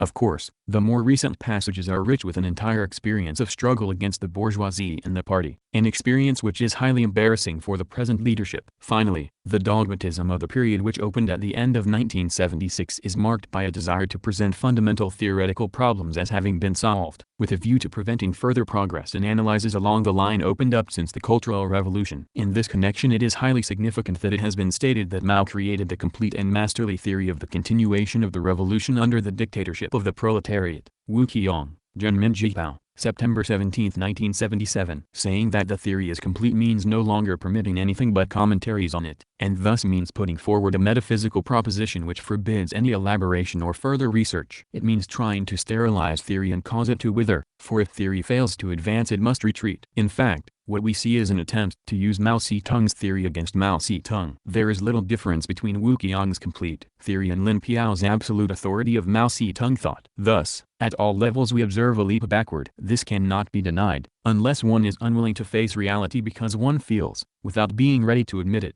that this reality compels us to examine problems we thought had been solved, or would prefer not to believe exist. And I think that this is your attitude, my dear Neil Burton. Or else one denies that there has been a leap backward because one has always thought, or now thinks, that the Cultural Revolution was harmful. This is, I believe, the view of most of the present leaders, who glorify in a one-sided way the achievements of the first 17 years of the People's Republic of China, 1949-66. While saying practically nothing about the revolutionary phase which opened in 1966. True, they do not venture to repudiate expressly and openly these last 10 years of the Chinese Revolution, but their very silence on the revolutionary implications of those years confirms that they take up the position of the bourgeoisie. The present situation being as I have described, it now remains to understand how matters have got to this state. This question is vital, for the answers involve lessons for the present and the future. Actually, this question has several aspects. The first is essentially concerned with the course taken by events. It relates to the political conditions most immediately surrounding the defeat of the revolutionary line, a defeat which became obvious after the death of Mao Zedong. Knowledge of these events, which in any case can at present be only fragmentary, informs us only partially as to the underlying causes of the defeat. It is nonetheless necessary for understanding the characteristic features of the present situation. Remarks on the meaning of the expression revolutionary line. Before proceeding to examine the conditions attending the defeat of the revolutionary line, I think something needs to be said on the meaning of the expression I have put between quotation marks. This is necessary because the expression can be misleading, all the more so when the line is personalized by being called Mao Zedong's political line. In reality, an actual political line never materializes the orientations laid down by the highest levels of a party, even a centralized party, or by the leader who stands at the head of this party. The actual political line always depends on the social forces, classes, or social strata, or elements drawn from these classes and strata, which give it life. It corresponds only partly to the orientations of principle to which it appeals, for it is heavily marked by the special aspirations and interests of these social forces. Their aspirations depend, inter alia, on the conception they have of the interests of the community, a conception which is inevitably affected by the position they occupy in the system of social relations. This implies that there can be a more or less considerable gap between the political line of principle proclaimed by the leading bodies of a party and the actual political line. Footnote: this observation seems to me especially important when dealing with the revolutionary line which was put into effect between 1966 and 1976. The actual political line of those years was strongly affected by the fact that the most consistent revolutionary leaders, which means, first and foremost, Mao himself, were relatively more isolated than for a long time had been supposed. They were able to make their views prevail only partially, because they were obliged to rely on social and political forces which were extremely diverse and which differed from one period to another. For example, they relied upon radicalized elements of the petty bourgeoisie in the first months of the Cultural Revolution, then upon a section of the People's Liberation Army, and so on. On this point, see also my remarks below on the Shanghai Commune, and especially note 53, End of footnote. The latter depends fundamentally on the social forces which give it its real content, and whose interests, aspirations, and conceptions it materializes. It is therefore wrong to identify a party's actual political line with the orientations of a particular leader or leading body. This line is not the form assumed by their directives. It is the result of an ideological and political intervention in an objective process. It may modify the course taken by this process, but only within limits imposed by the relations of strength between classes, relations on which it exercises an influence which is far from being sovereign. The identification, in political practice, of an actual line with the guidance given by a leading political body or individual leader, even when this line diverges more or less profoundly from the guidance in question, is not necessarily due to stratagems or systematic deception. It arises from the conditions under which political struggles take place when the only policy officially legitimized is that which is laid down by a supreme authority. Thus the Chinese Communist Party accepts that the political line applied in China since the founding of the People's Republic is the line defined by the party and by Chairman Mao, that is, the basic line of the party. This line is therefore considered to have been applied in the periods when Liu Shaoqi and Lin Piao wielded substantial power. Even in these periods, it is said, the basic line was being applied in the main, despite interferences by an enemy line, or sabotage of the official line. Consequently, the divergences between the official orientations and the actual line are both admitted and denied. The resulting confusions are due to the very procedure, which is in fact an idealist method, whereby the actual political line is related, first and foremost, to a system of ideas and decisions taken in the name of these ideas, instead of being related explicitly to the social forces which embody the actual political line. It is true that, in dealing with current history, this procedure is often unavoidable, because exposure of the social forces which embody a given political line is not always possible. These observations do not apply only to the political history of the People's Republic of China. They apply to all social formations in which the actual political line is regarded as being defined and fixed by the highest instances of a ruling party, and in which it appears as having been so fixed. This appearance, connected with the existence of certain political relations, may engender a myth of united leadership and monolithism, or, as its counterpart, a myth of totalitarianism. The Soviet Communist Party has also constantly encountered the problem, at once false and real, of divergences between the proclaimed political line and the actual political line, these usually being spoken of as examples of violation of the line. In some periods this violation was attributed to shortcomings in organizational work, as, for example, at the 17th Congress of the CPSU in 1934, when it was said that organization decides everything. See the Russian report of this Congress, published in Moscow in 1934, especially pages 33 and 619. Later this violation was blamed on the activity of enemies, on sabotage, on survivals from the past, and so forth. In any case, what matters is that there is both explicit admission of the conflict between the line of principle and the actual line, this being described as violation, and an inability to think this conflict in terms of real social forces. If we turn back to the political line which actually prevailed during the Cultural Revolution, we therefore would need to stress that this line, which, as a whole, was not repudiated by Mao, even though he may have criticized several aspects of it, was not simply the materialization of political orientations given in the resolutions of the Chinese Communist Party and the writings of its chairman. In order to understand the real and complex social nature of this line, one would need to undertake a differentiated analysis, and this is not at present feasible. Only such an analysis would show what the social forces, classes and sections of classes, were which actually intervened, socially or ideologically, in the political scene. These social forces were the agents of what appeared as the political line of Mao Zedong, and which to a large extent determined the content of this line. It is therefore only with many reservations that we can use the expression Mao Zedong's political line to describe the line which was dominant between 1966 and 1976. We must not lose sight of the fact that using the name of a particular leader to describe a certain political line involves a number of negative consequences. Indeed, when the leader in question is held in high esteem, such use of his name can have a very intimidating effect. It tends to discourage critical analysis of the political line, to create a situation in which argument from authority takes the place of a thorough examination of the facts and principles. This substitution may entail profoundly harmful consequences. It contributes to engendering an atmosphere in which what certain leaders say is regarded as being necessarily correct,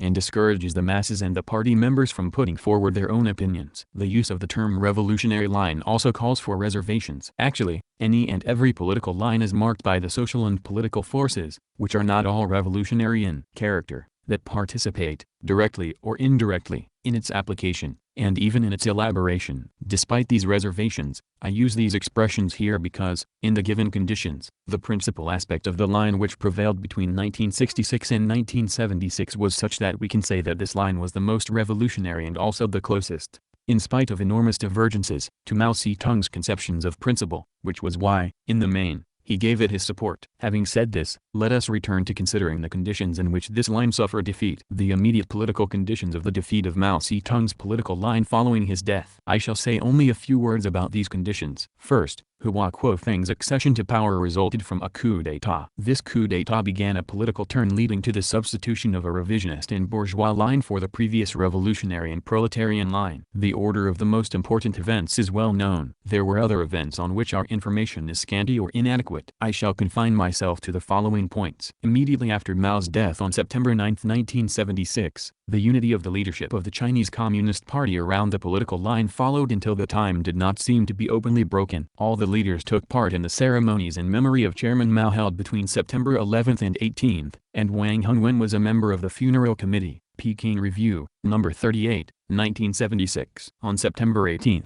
Hua Kuofeng made a speech reaffirming the fundamental themes of the revolutionary line. He noted that classes and class contradictions persist throughout the transition to socialism. He reaffirmed the thesis of the special features of the class struggle during the transition. He quoted Mao's formulation concerning Tang Xiaoping and his supporters: "You are making the socialist revolution, and yet do not know where the bourgeoisie is. It is right in the Communist Party, those in power taking the capitalist road. The capitalist roaders are still on the capitalist road." Peking Review, No. 39, 1976. In this same speech, Hua Kuofeng stated that the Cultural Revolution had smashed the schemes of Liu Shaoqi, Lin Piao, and Tang Xiaoping for restoration, and criticized their counter-revolutionary revisionist line, IBID. He added that it was necessary to deepen the struggle to criticize Tang Xiaoping and repulse the right deviationist attempt to reverse correct verdicts, IBID. The days that followed saw the appearance of signs of tension among the leaders. It seems that on September 19, Hua took possession of Mao Zedong's personal papers, and on September 29 there was a stormy session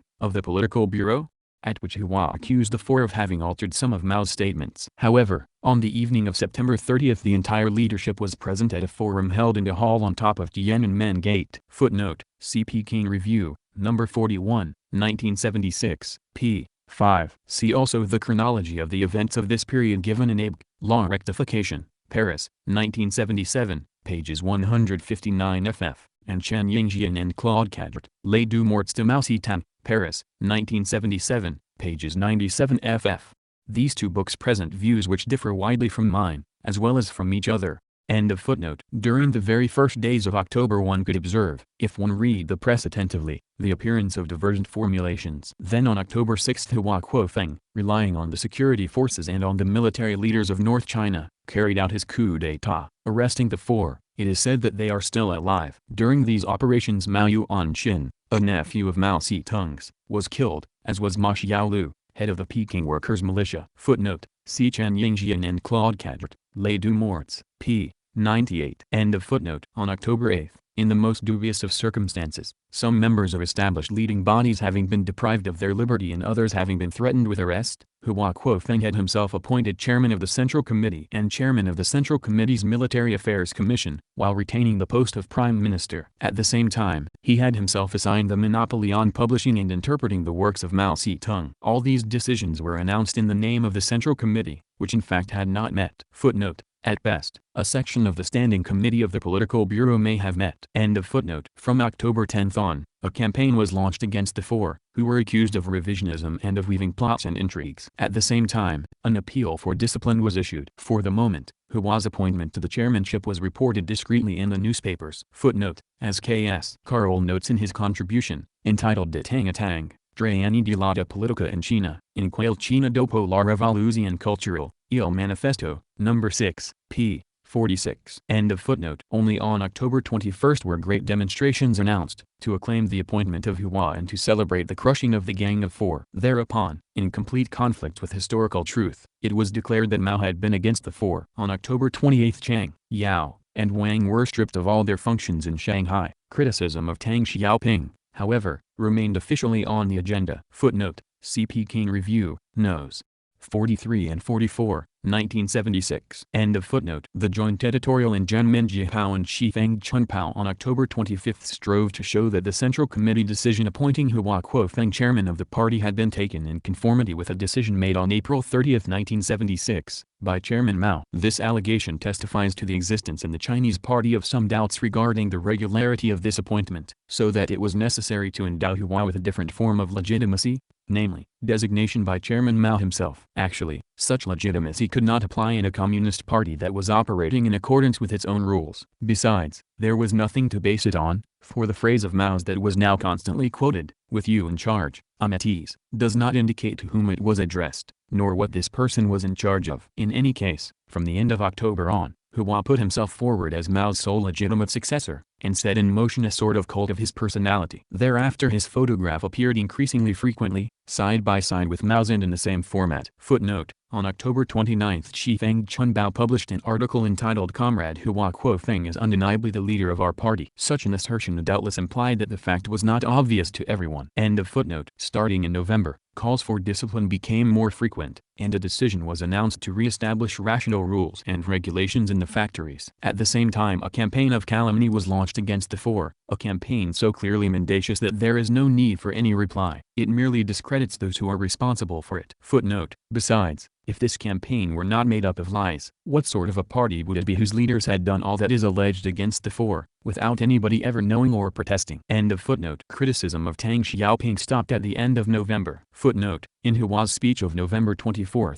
when the first stone of Mao Zedong's mausoleum was laid, there was no more criticism of Tang. End of footnote. In December, productivist slogans became increasingly more frequent. In January 1977, various demonstrations calling for Tang's return were reported. In February, the Minister of Foreign Affairs, Huang Hua, said that Tang would return at the opportune moment. In March, Hua Kuofeng proposed, at a working meeting of the Central Committee, that Tang again be given responsibilities. It was then that the campaigns of socialist emulation began, with the announcement of accelerated mechanization of agriculture. At that moment, Tang seems to have returned to political activity and practice. At the end of June 1977, Zhenmin Jihao praised Tang's ideas, which had previously been criticized, and endorsed his criticisms of the revolutionary line, henceforth presented as the line of the four. The situation at the top had evolved in such a way that Tang now returned openly to political activity. At the third session of the Central Committee, July 16 to 21, 1977, Hua was officially appointed chairman and Tang recovered all his previous powers. At the 11th Party Congress, August 2 to 18,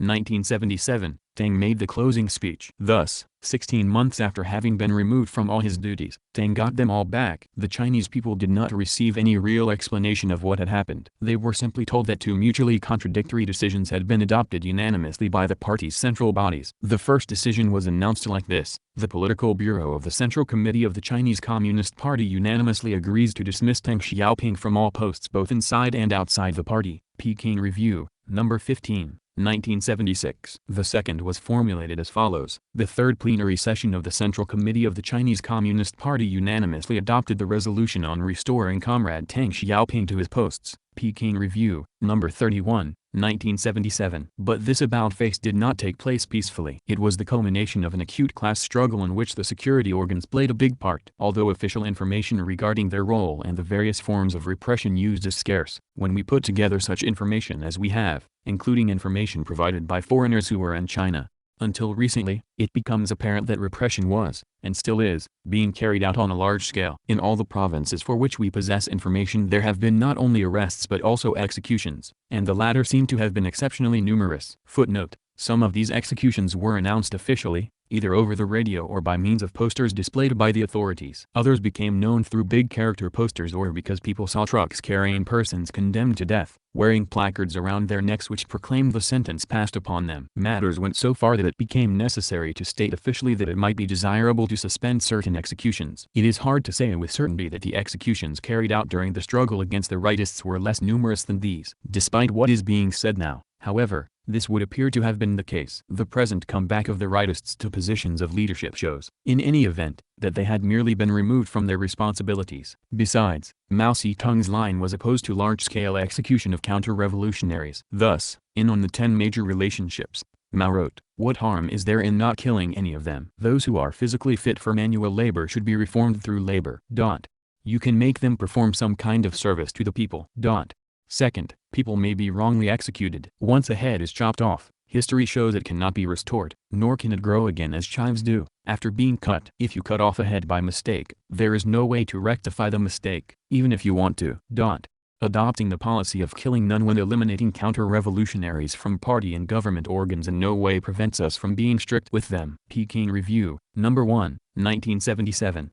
See also Mao Zedong, Texts 1949–1958, p. 186. End of footnote. The press, too, has emphasized the role played by the security organs, especially toward the end of 1977, for example, in Jinminjipao, November 27 and 28. Throughout 1977 repression was accompanied by a mass purge of the party. Information is scarce here too, so that we cannot gauge the magnitude of the operation, but according to some travelers who have come back from China and who were able to talk with officials of a certain rank, it would appear that 1/3 of the cadres were purged. These were mainly those cadres who had come up from the ranks during the Cultural Revolution. This purge is being accompanied by a mass return of those cadres who had been purged previously. Consequently, the Chinese Communist Party at the end of 1977 was much closer in the composition of its cadres to what it was in 1965 than to what it was in October 1976. Parallel with the return of the rightists, we note that Deng Xiaoping's position is being strengthened. His close collaborators are taking over more and more key posts, notably in the Central Committee's Department of Organization,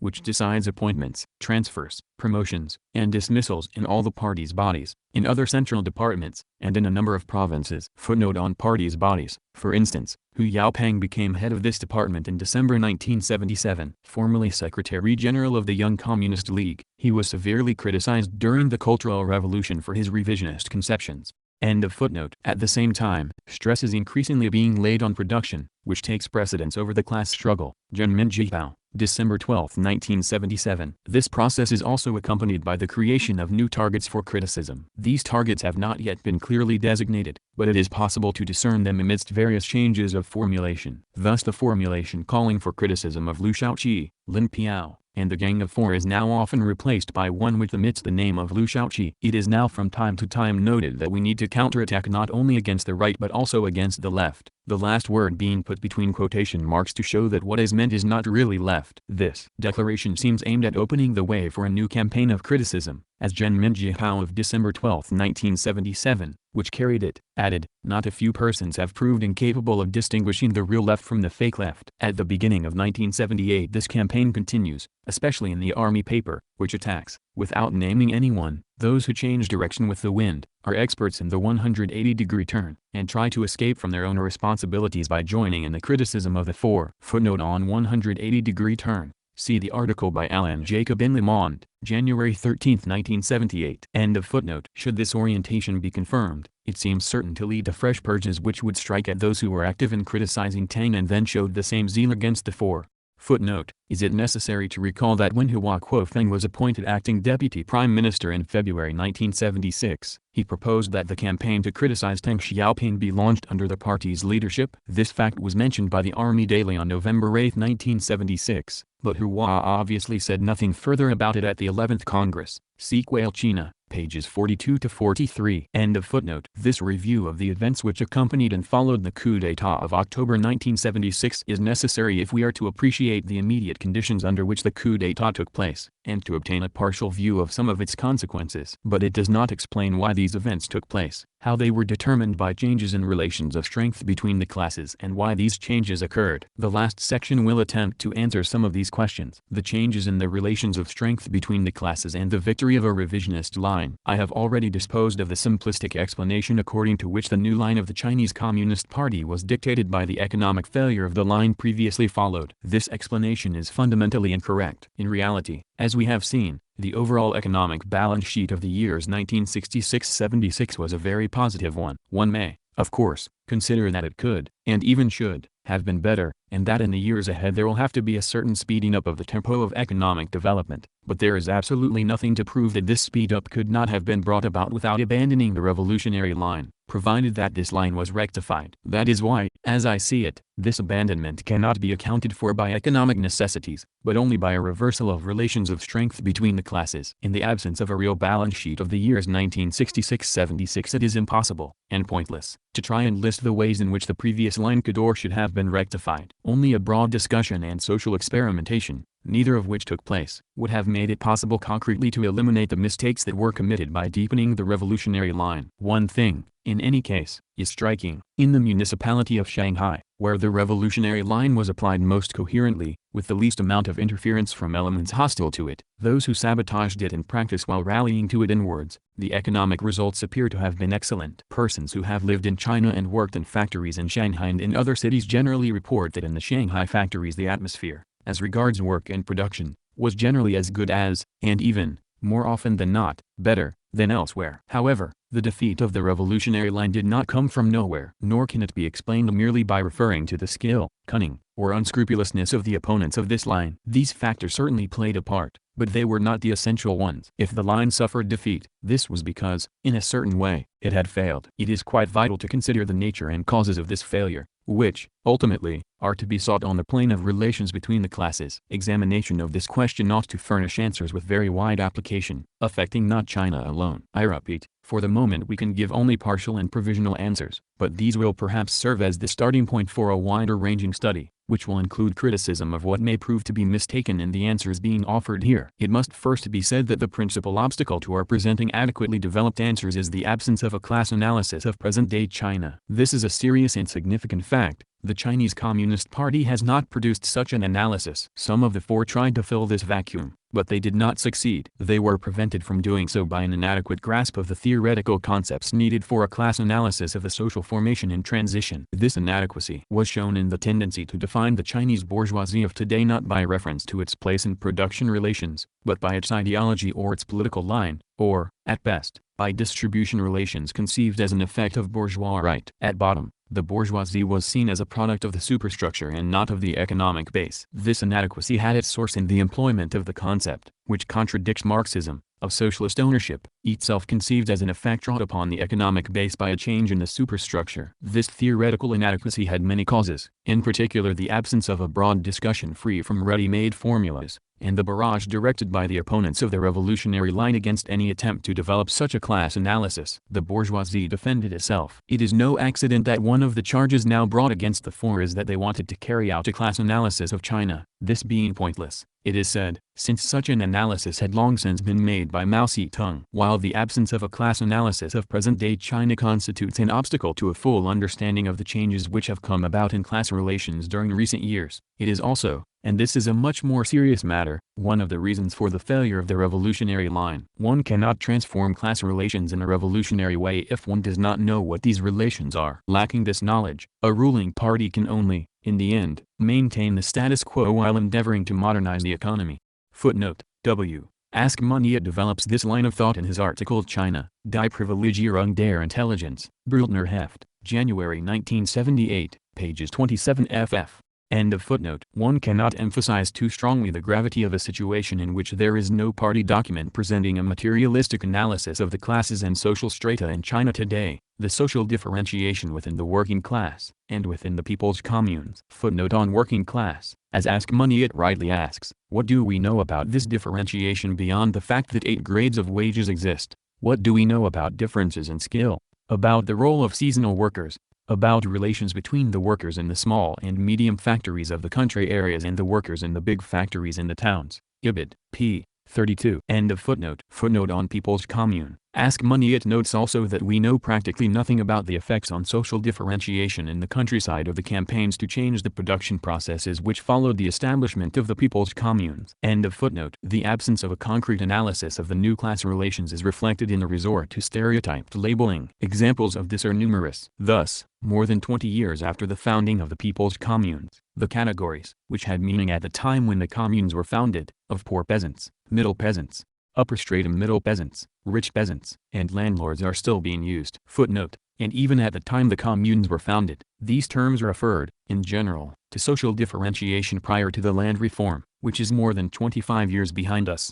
End of footnote. But today these categories no longer serve as anything but a ridiculous substitute for an analysis of the present classes and social strata. Similarly, instead of a real analysis of the class bases of the different lines, the lines being criticized are always denounced in terms of the same stock labels. The result is mere repetition of the same accusations addressed to upholders of opposing lines. Here is a typical example. In 1976, an article entitled "A Great Victory," Zhenmin Zhipao, April 10, declared that Deng Xiaoping's social base was made up of the capitalist roaders in the party who were connected with the bourgeoisie and the unreformed landlords, rich peasants, counter-revolutionaries, bad elements, and rightists in society. Peking Review, No. 16, 1976. As another example, in 1977 Hua Kuofeng, who had accepted this analysis, declared in his report to the 11th Congress, with Deng Xiaoping by his side, that the four were typical representatives within our party of landlords, rich peasants, counter-revolutionaries, and bad elements, as well as of the old and new bourgeois elements.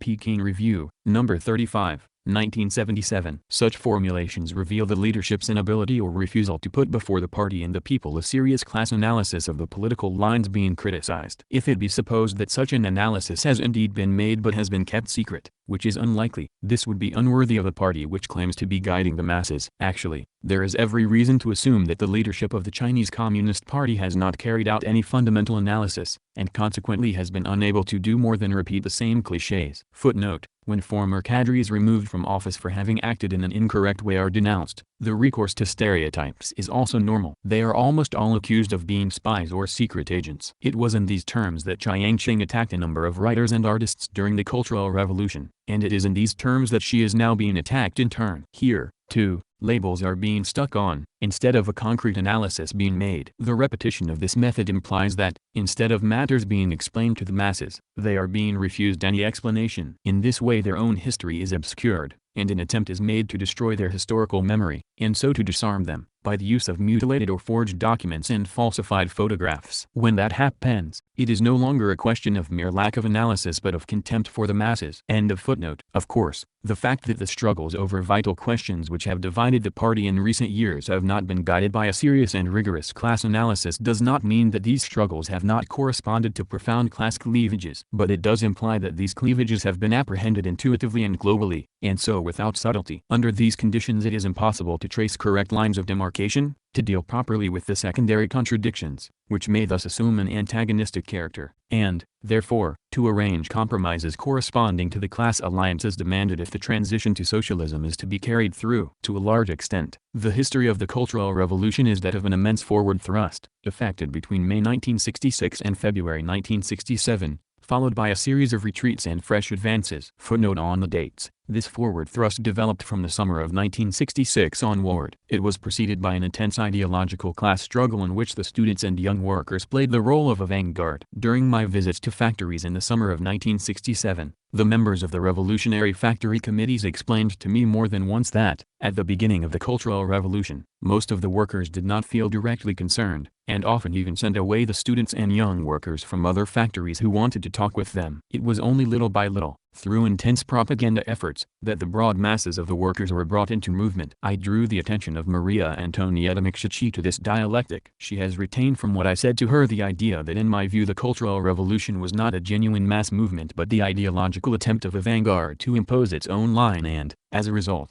the birth of a new, anti-bureaucratic bureaucracy. M. A. Mcshichi, Après Marx, Avril, Paris, Editions de Soy, 1978. Pages 26 to 27. It is clear that a vanguard which had tried to impose itself would never have succeeded in unleashing such a mass movement as was the Cultural Revolution. End of footnote. The retreats were mainly due to the left's inability to conclude the essential compromises and forge the necessary class alliances. The first retreats of the Cultural Revolution were blamed by Mao Zedong upon this inability, which affected not only relations between political forces but also relations between the classes themselves. Footnote. To discover the reasons for this inability would require prolonged and complex analyses which I cannot undertake here, and for which, moreover, I lack the materials. These reasons were, certainly, at once social, ideological and political. I shall mention some of them later. From the ideological standpoint these reasons were connected with the very insufficient break those concerned had made with the anti-Marxist conceptions of the Stalin epoch. End of footnote. A few phrases of Mao Zedong's which, isolated from their context and surrounded by appropriate commentaries,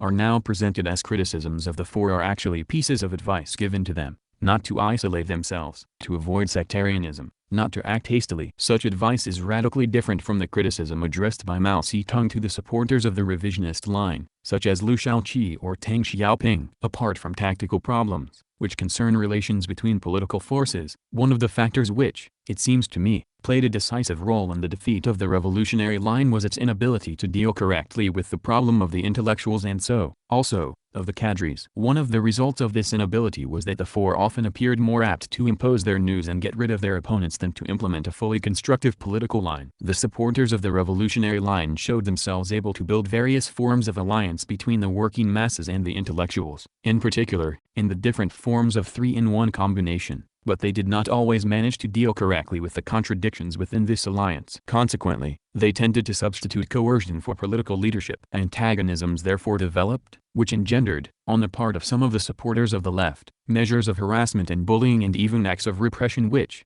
were often directed not against real enemies but against persons who were merely suspected of being enemies. These practices were frequently the work of elements that were not truly revolutionary, opportunists who had outwardly rallied to the left and were seeking mainly to exploit the left's prestige for their own ends. Furthermore, even the leaders of the left took a sectarian attitude toward scientists and artists. Consequently, obstacles were placed in the way of the development of scientific and technical knowledge and of the full progress of literary and artistic activity. The right to read foreign periodicals and books was narrowly restricted, which also reflected the contamination of some of the activists who had rallied to the revolutionary line by a populist and even xenophobic ideology. On the pretext of exercising strict supervision of publications and of all literary, cinematic, theatrical, and similar activities, the number of new works allowed to appear was kept small. In the scientific domain the number of works published was drastically reduced and most scientific journals ceased to appear. Even access to libraries was severely restricted. As I have said, it may be that some of these measures were taken by opponents of the revolutionary line who, while claiming to act in its name, were in fact trying to do it harm. In any case, measures of this kind not only inflicted pointless damage on the development of science and technology, as well as of cultural activity, but were felt by the intellectuals as bullying and were probably in the end condemned by a section of the masses. Under such conditions it became inevitable that a majority of the intellectuals declined to support the revolutionary line, or only gave in lip service. The supporters of the revolutionary line did not correct in good time practices that led to the development of contradictions with the intellectuals, and were thus drawn into the infliction of one measure of coercion and repression after another. These measures have been described too often for it to be necessary for me to recapitulate them here. Even if such descriptions are exaggerated, there can be no doubt that,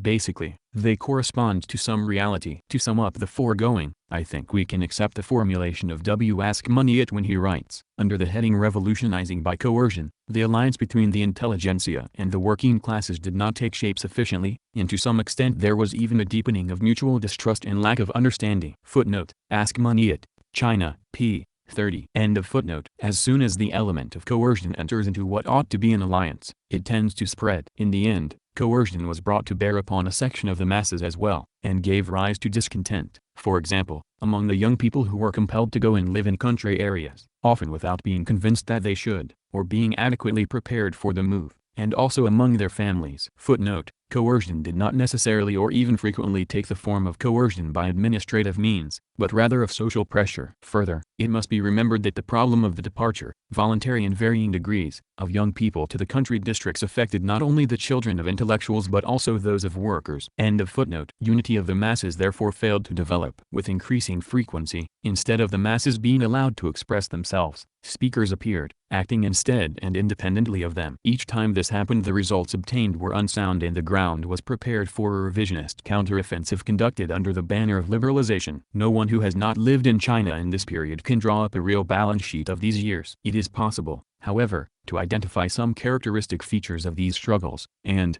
on this basis, to understand why they ended in the defeat of the revolutionary line. One of the characteristics of those struggles has certainly been the sectarian way in which they were usually conducted. This sectarianism was due in part to the lack of a real analysis of classes which would have made it possible to draw correct lines of demarcation and form alliances. It was partly, also, the result of a schematic conception of Marxism which culminated in dogmatism. To a large extent this reflected the continued influence of the degenerated forms of Bolshevik ideology which developed during the 1930s and which culminated in the transformation of Marxism into its opposite. Footnote: in the last part of the second volume of Class Struggles in the USSR, New York, Monthly Review Press, 1978, I have analyzed the process of transformation undergone by Bolshevik ideology. There is no room to go over this again here. End of footnote. Chinese revisionism also came under this influence, but it did not conflict with that tendency's own aims, in contrast to the case of the revolutionary line, which lacked the theoretical conceptions it needed in order to develop its activity in a fully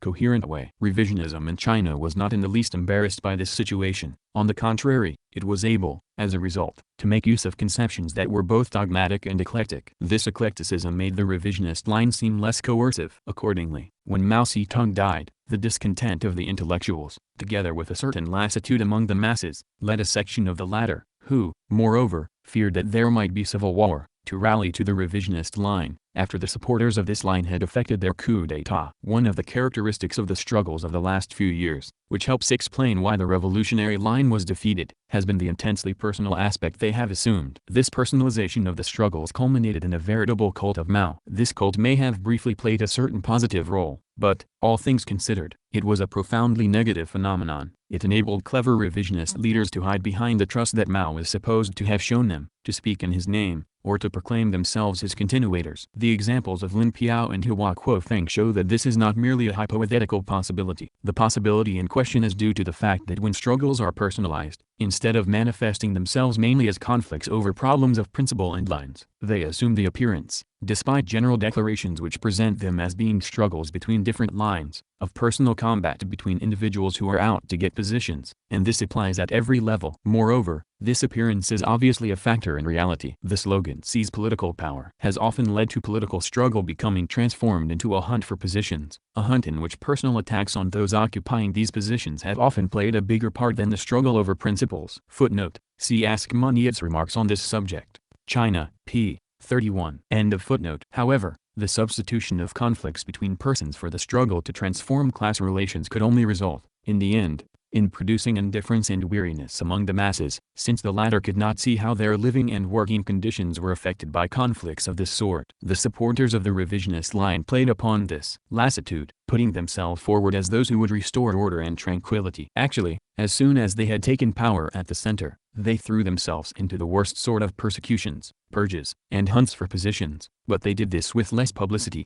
acting behind the backs of the masses. To all this something else can be added, namely, the often hermetic character of the political conflicts. I will give only one example. The Pai Lin Pai Kung campaign, criticizing Lin Piao and Confucius, appears to have been aimed at several targets, at different times and depending on who was taking part. Among the targets were not only Lin Piao and Confucius, but also Chu Enlai, the Four, Deng Xiaoping, and perhaps others as well. Only a few people, though, could make out the meaning of a discussion such as this. For the rest, its pursuit and the obligation to take part could only, in the end, become unbearable. The hermeticism of certain struggles reflected the fact that those promoting them were not really trying to get the masses to take part. These struggles were waged between the leaders, who appealed to the masses in order to obtain their support, but the content of what was at stake was seldom clearly explained. The use of the same labels to denounce persons who advocated profoundly different political lines was, to some extent, an aspect of the hermeticism. Former leaders were held up as objects for the wrath of the masses by using all-purpose labels, that is, without really explaining to the masses what was at stake, and so without helping them to break into the political arena and hold their ground. In this connection, the episode of the Shanghai Commune is particularly significant. The Shanghai Commune, the theoretical and practical implications of its rapid disappearance. Here we must go back in time. This is all the more necessary because the Shanghai Commune tends to be passed over, whereas it possesses considerable importance, both theoretical and practical. I shall first recall certain facts. From November 1966 onward, Shanghai,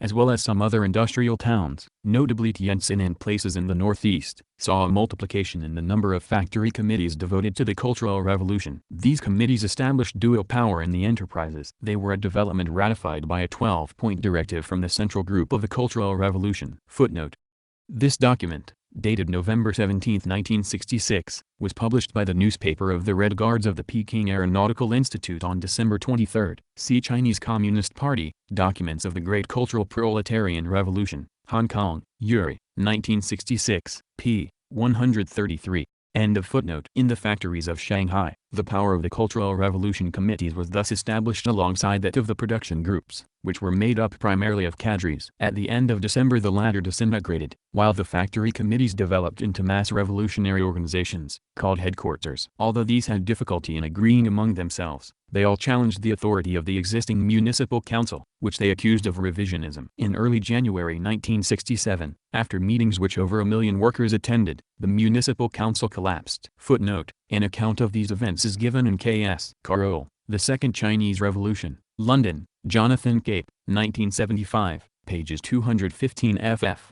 End of footnote. On January 9, 32 organizations jointly issued what was called an urgent notice, which set forth a series of rules and apparently prepared the way for a new form of governing authority. The whole of the Chinese press published this document, and it was held up as a model by Mao Zedong himself. Zhen Minjihao of January 22, commenting on it, noted, of all the ways for the revolutionary masses to take their destiny into their own hands, in the final analysis the only way is to take power. Those who have power have everything, those who are without power have nothing.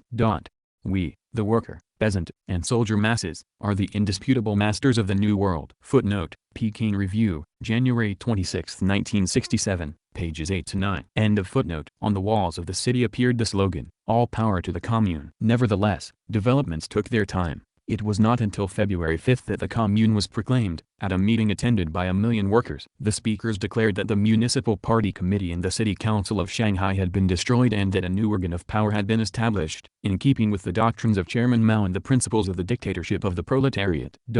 Footnote: editorial of February 6, 1967, in Wen Hui Pao, the principal Shanghai newspaper, quoted in Carroll, The Second Chinese Revolution, p. 227. End of footnote. However, the Shanghai Commune was not hailed in the central press, any more than was the formation of communes in other cities, such as Taiwan. Without being officially repudiated, the Commune was not, so to speak, recognized by the central authority. Some 20 days afterwards, it ceased to exist, with the birth of the Shanghai Revolutionary Committee, presided over by Chang Hunqiao, who had taken part in the work of the Shanghai Commune, in accordance with the suggestion of the Central Group and with the approval of all the founding organizations. Thus, in Shanghai as in other cities, the Commune form, though it had been mentioned in the 16-point declaration, was dropped and replaced by that of the Revolutionary Committee. No real argument justifying this change has ever been set forth.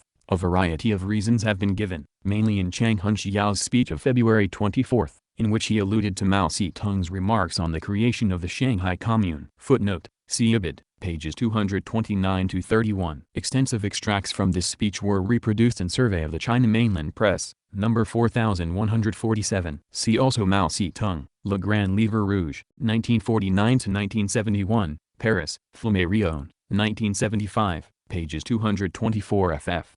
End of footnote. According to Chang, Mao Zedong did not question the principle of the Commune, but he did question whether the correct procedure had been followed in forming it. He doubted, moreover, whether the model inspired by the Paris Commune could be adopted anywhere but in Shanghai, China's most advanced working-class center. He also wondered about the international problems that would result from the proclamation of communes all over China. These observations were not very convincing, and took the form of questions rather than arguments. In any case, they did not lead to a condemnation of the Commune, but were only an appeal for caution and prudence. Actually, the principal problem raised by Mao was that of the party. He seems to have been very disturbed by the role assigned to the cadres, and by the tendency of some of the rebels to overthrow all those in responsible positions. He asked the question, "Do we still need the party?" And he answered, "I think that we need it because we need a hard core, a bronze matrix, to strengthen us on the road we still have to travel. You can call it what you like, Communist Party or Socialist Party, but we must have a party. This must not be forgotten." The question arises as to how the revolutionary leaders of the Chinese Communist Party, who had supported the political form of the Commune, went back,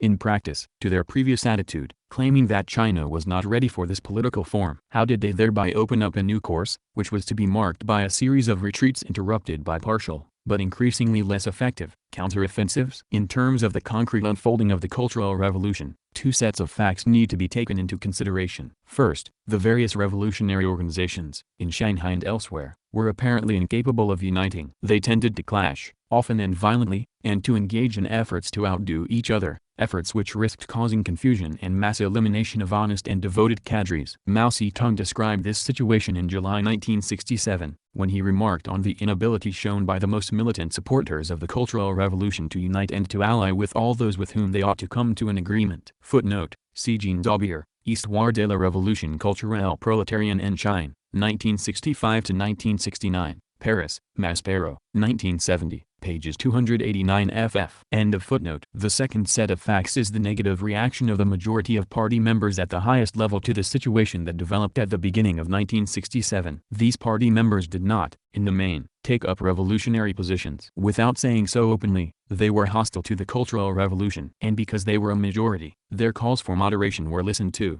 Had this not happened, it would have been all over with the unity and even with the very existence of the party. Footnote on majority. As we know, the most consistent promoters of the revolutionary line were constantly obliged to rely upon, and to make compromises with, ideological and political trends of different kinds, owing to their minority position, which they proved unable to overcome. Thus, in his letter of July 8, 1966, to Chiang Ching, Mao said that, given the situation that existed, he could not avoid relying upon Lin Piao, and, therefore, upon the People's Liberation Army, even though he disagreed with him on some important points. As he wrote, "My friend," an ironical reference to Lin Piao, "and his supporters have forced my hand. Apparently I am unable to do otherwise than agree with them." He even added, "This is the first time in my life that, on an essential problem, I find myself aligned with other people against my will. This is what is called changing one's direction without wanting to." Quoted in Le Monde, December 2, 1972. This comparative isolation of the revolutionary leaders had not been overcome by the time of the Ninth Party Congress in 1969. In 1971, with the fall of Lin Piao,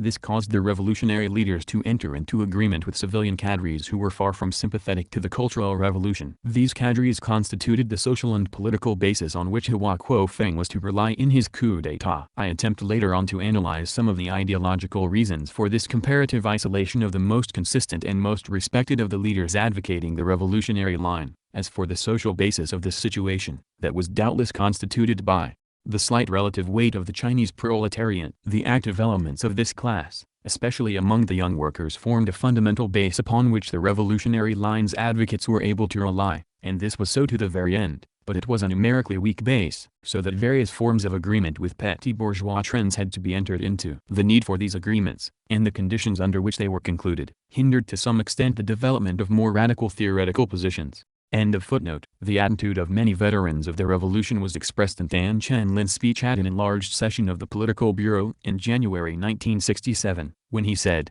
"Do you still need the leadership of the party? Do you want to destroy all the old cadres? I speak here in the name of all the veterans of the revolution, and I would rather be jailed or beheaded than be a silent witness to the humiliation of so many of our old comrades." Footnote, quoted in Carole, The Second Chinese Revolution, pages 218–19. End of footnote. This attitude on the part of most of the old cadres, and the desire to maintain the unity and existence of the party, led the Political Bureau to narrow the front of attack and designate individual targets, Liu Shaoqi, Deng Xiaoping, and a few other officials. Another result was that an exceptional role was given to the People's Liberation Army and its then leader, Lin Piao. Thereafter it was the PLA, operating through its propaganda teams from Mao Zedong thought, that was to recognize the genuinely left rank and file committees, guide them toward unifying action, and with them dominate the whole movement. Footnote.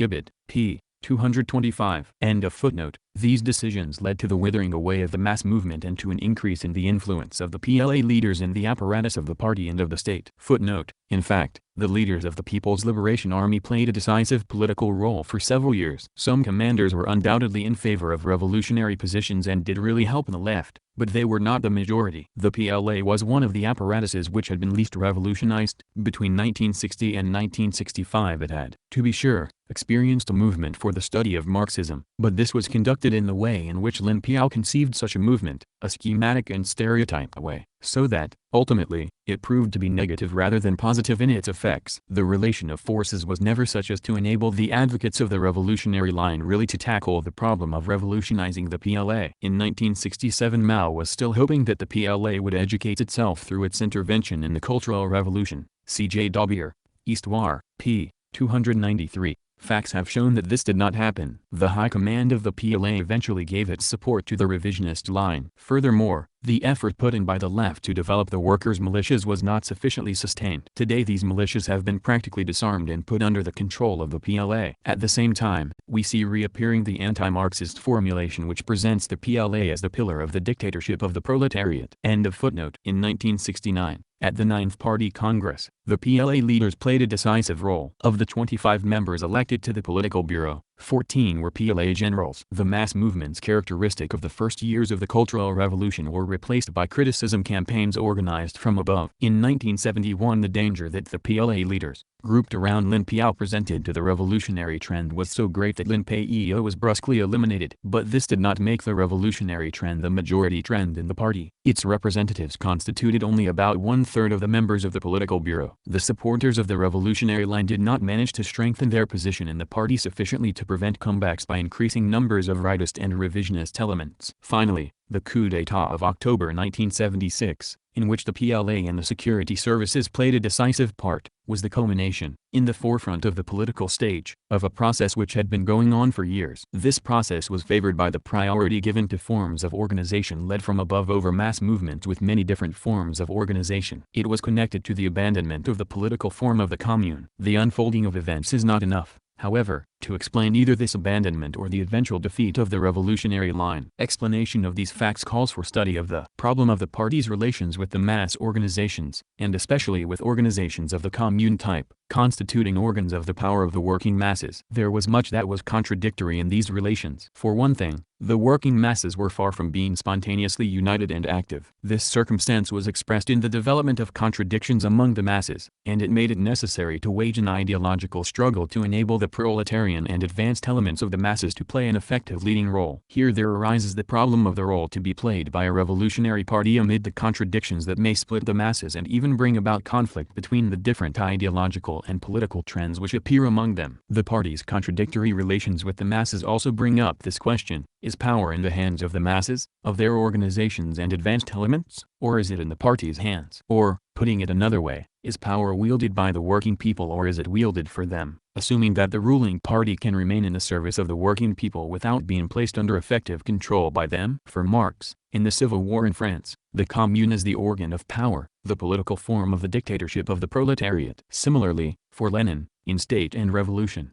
the Soviets are the organs of power of the working people. In these two works the leading role of a revolutionary party is not even mentioned. In 1919 Lenin noted, as a negative fact, that the Soviets were not, as they should have been, organs of government by the working people but organs of government for the working people by the advanced section of the proletariat, but not by the working people as a whole. Footnote: Lenin, Report on the Party Program, 8th Congress of the Russian Communist Party, March 19, 1919. Transcriber's note: see Lenin's 8th Congress of the RCPB, DJR. End of footnote. This situation was not destined to change, and led to the complete loss of power by the Soviet working people. In the 16-point decision of August 8, 1966, the Chinese Communist Party raised the same problem, though in less clear-cut fashion. On the one hand, reference was made to the system of the Paris Commune, and it was said that the new forms of organization of the masses emerging from the Cultural Revolution are organs of power of the proletarian Cultural Revolution. Point 9. On the other hand, it was said that, thanks to these forms of organization, under the leadership of the Communist Party the masses are educating themselves. These two formulations are not contradictory provided that power is really in the hands of the masses, that the party's leadership is exercised through the work of its members, and that this work takes the form of persuasion and explanation and not of the wielding of an authority imposed by coercive means. As was said in the communiqué of the Central Committee of the Chinese Communist Party adopted on August 12, 1966, the key to the success of this great cultural revolution is to have faith in the masses, rely on them, boldly arouse them, and respect their initiative. Be pupils of the masses before becoming their teachers. Don't be afraid of disorder.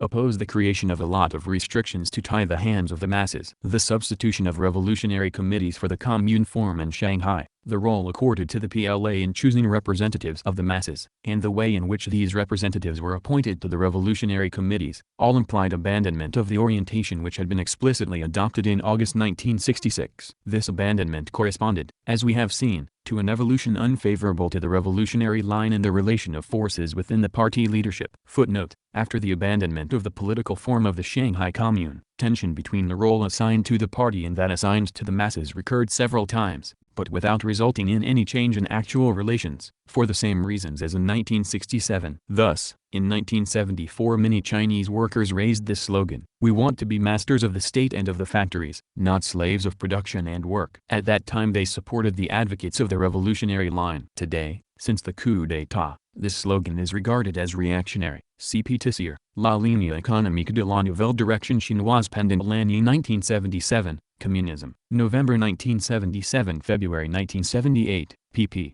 68 ff. End of footnote. It was also due to the inability of the mass organizations to unite and to avoid sectarian practices, both in dealings with each other and in their treatment of numerous cadres. This evolution and these practices seem to have been connected with the predominance of a certain conception of the role of the party, one that aimed at imposing its views on the masses rather than at convincing them. They were connected, too, with the personalizing of the struggles. These two phenomena cannot be separated from the weakness of the analyses made of the nature of the dominant social relations during the transition to socialism, for these relations were declared to be socialist. Footnote: I have no room to deal with this important problem. Briefly, the weakness of these analyses is due to the fact that the Chinese Communist Party did not question the anti-Marxist conceptions developed by the Bolshevik Party during the 1930s. According to these conceptions, state ownership and collective farm ownership are two forms of socialist ownership. This idea is quite unsound. It does not relate to any change in production relations. Again, according to the conceptions developed by the Bolshevik Party during the 1930s, the revolution was supposed to have ensured the existence of a ruling authority based fundamentally on proletarian political relations, which obscured the existence of state machines separated from the masses and therefore reproducing bourgeois political relations. Consequently, if these conceptions are not subjected to criticism, one cannot indicate to the mass movement the real targets that it should set itself. On this question see B. Faber-Eggs, Questions sur la théorie du socialisme,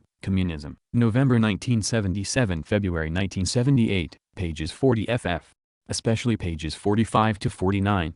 End of footnote. That assertion hinders the development of long-term struggles to transform social relations, since these are seen as being already socialist. It tends also to substitute personal conflict for such struggles, and the development of these conflicts brings petty bourgeois elements to the forefront and tends to thrust into the background militants from the working class who are not interested in a hunt for positions. Under these conditions, the supporters of the revolutionary line were sometimes led to try and find support among petty bourgeois elements, which were inevitably unstable, and sometimes, so as to avoid the chaos that could result from the intervention of these petty bourgeois elements, to turn toward the cadres of the PLA, or toward the civilian cadres, which ended by favoring the revisionist elements and weakening the revolutionary line. These are, I think, some of the factors which explain the limits that the Cultural Revolution came up against, and some of the reasons for the defeat the revolutionary line suffered after the death of Mao Zedong. The ideological heritage and its active role. The preceding remarks relate, in part, to the ideological heritage derived from the degenerated form of the Bolshevik ideological formation dating from the end of the 1930s. They relate also, as regards the personalizing of struggles, to the survival of elements of feudal ideology, to which China remains heir today. It is necessary to ask why these heritages have survived. What are the elements in social relations and the dominant social practices which enable these heritages to remain active? Why has criticism of these degenerate forms of the Bolshevik ideology, though it was begun to a considerable extent in some of Mao Zedong's writings, not been fully developed? And why has it not brought about the dominance of practices which this criticism calls for? It is obviously not easy to answer such wide-ranging questions. Here I can only offer a few reflections, or, more precisely, some fragmentary results of my thinking about the problem of how they should be answered. To begin with, I note that certain social relations, the reproduction of which restricted the functioning of Mao Zedong's line and facilitated the revisionist counteroffensive, were not subjected to systematic criticism and practical attack. At the heart of these relations lie, 1. The hierarchical relations, more precisely, the bourgeois political relations, existing in the machinery of party and state, 2. The departmentalizing of the different parts of the state machine, and, 3. The separation between the party's basic organizations, which cannot normally communicate with each other and are linked only with the organs above them. This separation and departmentalizing endows the higher organs of the party with substantial power and ensures the reproduction of relations typical of bourgeois apparatuses, relations marked by the existence of hierarchy and secrecy. It renders the masses incapable of appointing and recalling officials. Consequently, the latter cannot be servants of the people, for they belong to a network of apparatuses which dominate the masses. There is an economic basis to these political relations, namely, the capitalist production relations which have not been transformed, but which react in turn upon the conditions of economic and social reproduction. They make it possible for control of the means of production to be concentrated in a few hands. In this connection, the carrying through of the partial changes in the immediate production process imposed by the Cultural Revolution was blocked by the absence of a fundamental transformation of the process of reproduction. In its essentials, the fixing of rates of accumulation, the allocation of investments between sectors, etc., This continued to take place outside of the control by the immediate producers, who were at best consulted on this or that detailed aspect of the economic plans. The separation of the immediate producers from their means of production was thus only overcome to a slight degree, and therefore capitalist and commodity relations continued to be reproduced. The economic counterpart of the bourgeois political relations was constituted, also, by an inequality in distribution relations. This was not merely a matter of an 8-grade wage system but of some 30 grades in the hierarchy of payments. It also involved the privileges enjoyed by the cadres of the party and the state, which increased as one rose in the hierarchy. These privileges involved, for example, the use of a service automobile, more spacious and comfortable housing, and even, above a certain level, a villa and access to special shops, for clothes and certain consumer durables such as refrigerators, radios, TV sets, cameras, tape recorders, etc. At the level of the central leadership, these privileges could extend to possession of several villas, free use of an airplane for personal trips, and so on. Footnote: the existence of these privileges can be clearly seen in Roxanne Wick's biography of Chang Ching, Comrade Chiang Kai-shek, Boston, Little, Brown, 1977. These were not privileges peculiar to a particular individual. All leaders of the same rank enjoyed them, although today the new leadership is trying to make out that only the four possessed them. It is known that this is far from being the case, and that Deng Xiaoping does not hesitate to have friends of his with whom he wants to play bridge brought to Peking by airplane. End of footnote. The privileges of the cadres have been particularly denounced over the last 18 months, in a campaign of big character posters which has not been directed exclusively against the four, as the authorities might have wished. The most critical of these posters have been quickly torn down. Footnote: it is significant that in the discussions organized in the various units, factories, workshops, educational institutions, etc., on restriction of bourgeois right and the application of the principle of to each according to his work, what has mainly been dealt with is the problem of the 8-grade wage system, bonuses, and so on, whereas the matter of the high salaries of the state officials who may receive more than 10 times as much as a worker entering industry, does not seem, from the information available, ever to have been debated, even in the years when discussions were at their widest ranging. End of footnote. They have nonetheless contributed to making known a reality which implies that the cadres of different levels enjoy legal privileges and live, at their respective levels of the hierarchy, in a different world from that of the masses. Moreover, the existence of these legal privileges is a source of illegal privileges and advantages, of everything that can be acquired, especially by the middle-ranking cadres, through the back door, as they say in China. The opportunity to have a villa built illegally, favors for the children of cadres, to enable them to go to university, to ensure that the local cadres in the villages where they are sent see that they are not assigned to work of too arduous a kind, etc. It is impossible to estimate the magnitude of these illegal privileges, which are a consequence of the legal ones, but according to recent big character posters they are relatively extensive, while being both combated and tolerated by the state apparatuses which are supposed to have it as their duty to prevent their appearance. Actually, the members of these very apparatuses enjoy these same privileges, and so they attack them only in a very limited way. It must be added, finally, that the existence of bourgeois political relations and of a high degree of centralization favors self-recruitment by the political leaders, especially when, under democratic centralism, the centralism heavily outweighs the democracy. This self-recruitment is expressed, for instance, in the cooptation of the members of the Central Committee and the Political Bureau. It easily leads to the formation of cliques and to nepotism. It must be acknowledged that the predominance of centralism over democracy is linked, so far as forms of organization and political practice are concerned, with prohibition of complete freedom of expression in the party. It is to the point to recall that in the Bolshevik Party a ban like this was introduced only comparatively late, by means of a one-sided and incorrect interpretation of a resolution of the 10th, 1921, Party Congress. In principle, this resolution was not intended to prevent freedom for the expression of divergent points of view, and it was adopted, moreover, only as a temporary measure, which the circumstances of a particular moment could alone justify. Footnote on divergent points. On this point, see Bettelheim, Class Struggles in the USSR, First Period, 1917 to 1923, pages 399 ff. End of footnote. Footnote on justify. Generally speaking, restrictions on freedom of expression, information, and discussion, in the party and in the society as a whole, conceived as a means of protecting the revolutionary character of the ruling authority, very easily become transformed into their opposite. They make possible not merely the formation of cliques and the development of corruption and nepotism but also, what is even more serious, they favor the seizure of power by the state bourgeoisie. A coup d'état carried out by the latter enables them to exploit with ease the restrictions imposed on democracy so as to repress the revolutionaries. Today the experience of China, following that of the USSR, leaves room for no doubt on this score. End of footnote. The existence of bourgeois political relations, accompanied by a system of privileges, forms one of the bases on which degenerate and altered forms of the Bolshevik ideology are reproduced. The forms of the Bolshevik ideology which resulted from the transformation of this ideology during the 1930s served in the Soviet Union to defend similar privileges. Footnote. On the transformation of the Bolshevik ideological formation, see Class Struggles in the USSR, Second Period, 1924-1930, New York, Monthly Review Press, 1978, Chapter 1. End of footnote. I think that the existence of these relations explains, given the absence of a mass movement radically challenging them, why the criticisms made in China of Stalin's mistakes were never pursued consistently and given systematic form. At this point the questions raised earlier come up once more, but in another form. Why did no mass movement arise to challenge radically the system of bourgeois political relations and centralization? Although on several occasions criticism of this system was widely developed among the masses, no single answer can be given to this question. The elements of an answer which I can offer are as follows, being put forward in a hypothetical and problematic form. A first element of the explanation is to be found in the objective function which the existing system fulfills, within certain limits. This function consists, fundamentally, in ensuring a certain form of unity in the reproduction of social relations. This system cannot, therefore,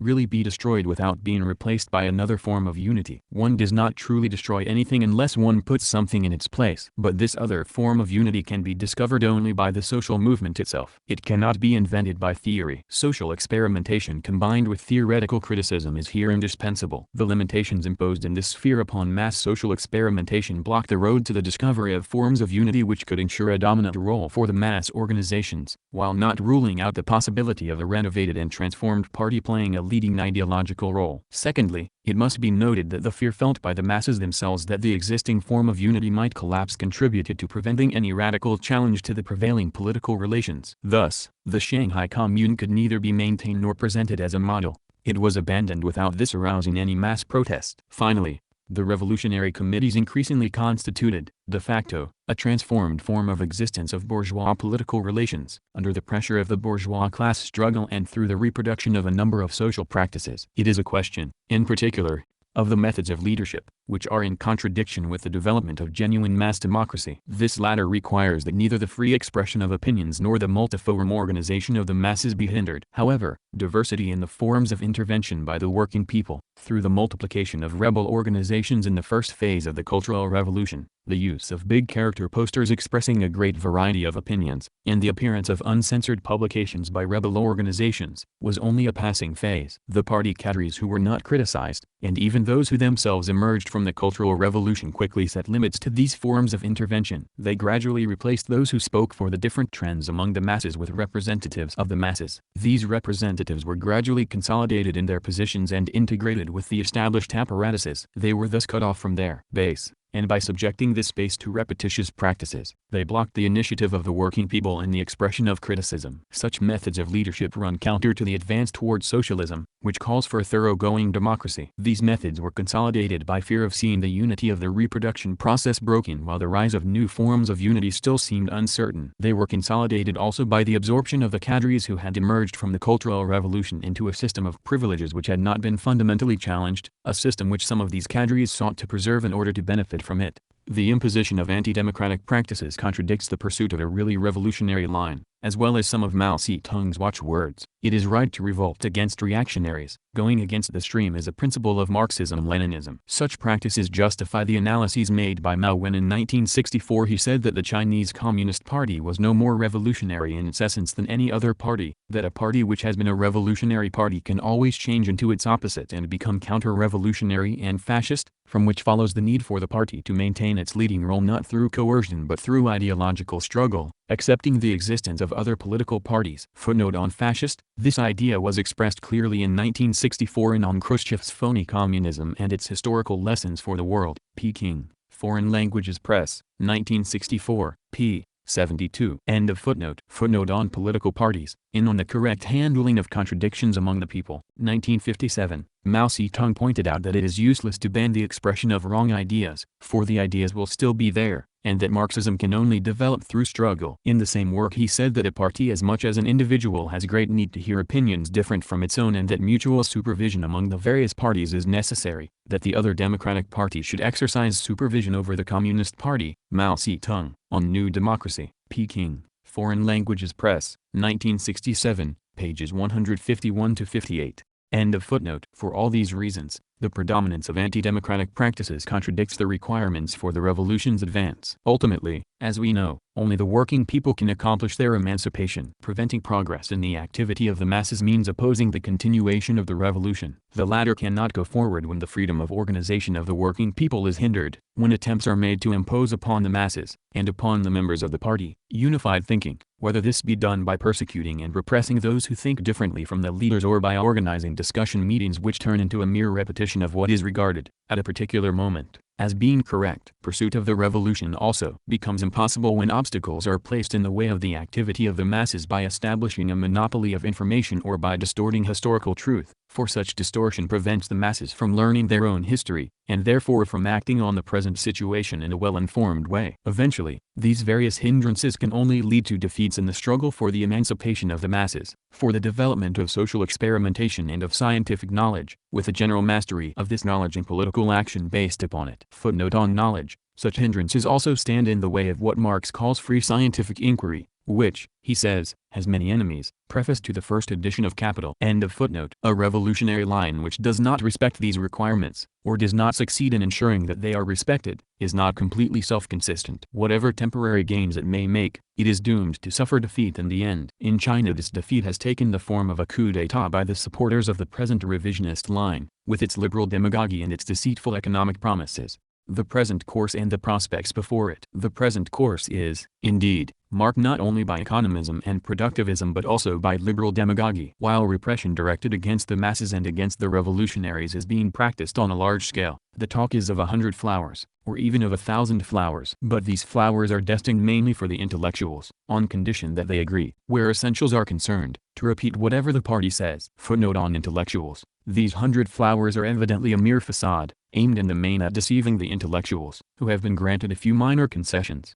In part, these concessions correspond to the requirements for scientific and technological development which the revisionist line counts on achieving, but they can only be limited in character. They conflict with the respect for authority and hierarchy which is constantly called for by the supporters of the revisionist line. Above all, these liberal concessions cannot develop, for they are not reconcilable with the repressions which the advocates of the revisionist line are being led to exert against the working people and against those cadres who are unwilling to repudiate their past. Thus Zhenmin Jipao, February 13, 1978, called for all cadres who fail to take up a firm position in the fight against the Gang of Four to be attacked, so as to oblige them to make a self-criticism and plainly confess their mistakes. The paper thereby revealed its fear lest these cadres become inevitably what it called fomenters of political upheavals when a favorable situation presents itself. Quoted in Le Monde, February 17, 1978. End of footnote. It is being said over and over again, in fact, that obedience to the party leadership is necessary for the victory of the proletariat. The idea, which corresponds to reality, that the party could have got into the hands of a revisionist leadership is ruled out by what is assumed. Oddly enough, the present leadership is restoring a semblance of life to the old mummified parties which no longer represent anything, since they no longer recruit. Footnote. Thus, on December 27, 1977, there was held, for the first time for many years, an enlarged meeting of the Standing Committee of the Fourth National Conference of the Chinese People's Political Consultative Committee, a meeting in which the democratic parties took part. Peking Review, No. 1, 1978, p. 3. End of footnote. This is an attempt to seem to take account of what Mao said about the need for mutual supervision by the parties. It is also, and mainly, a way of reassuring the former intellectual and bourgeois circles whom these parties are supposed to represent. While the new leadership of the party is trying to conciliate the intellectuals and the former bourgeoisie, it is tightening up labor discipline in the factories and the people's communes, and restricting, in practice, access by worker and peasant children to higher education. All this is being done in the name of economic growth, with the workers being allowed to hope that they will soon reap the fruits of rapid increase in modern means of production and sophisticated weapons, which entails an enormous effort of accumulation, so that, apart from a few crumbs, the principal fruits that the working people will reap will be an intensification of labor and increased subjection to the orders of the cadres, technicians, and specialists, that is, the strengthening of the dictatorship of the state bourgeoisie. The true class nature of the present leadership of the Chinese Communist Party is also revealed in its international policy. Here the consequences of the three worlds theory, as it has been worked out by Deng Xiaoping, are being carried further and further. Footnote: what I am questioning here is the three worlds theory itself. To start a discussion about this would take up too much space. Nevertheless, it must be said that this theory has no scientific basis. It corresponds to no reality. It strongly assumes that, as between the second and the third worlds, unity can have primacy over contradiction, an idea which runs counter to everything taught us by history, past and present. History reveals the deep conflicts which set many of the countries of the second and third worlds against each other,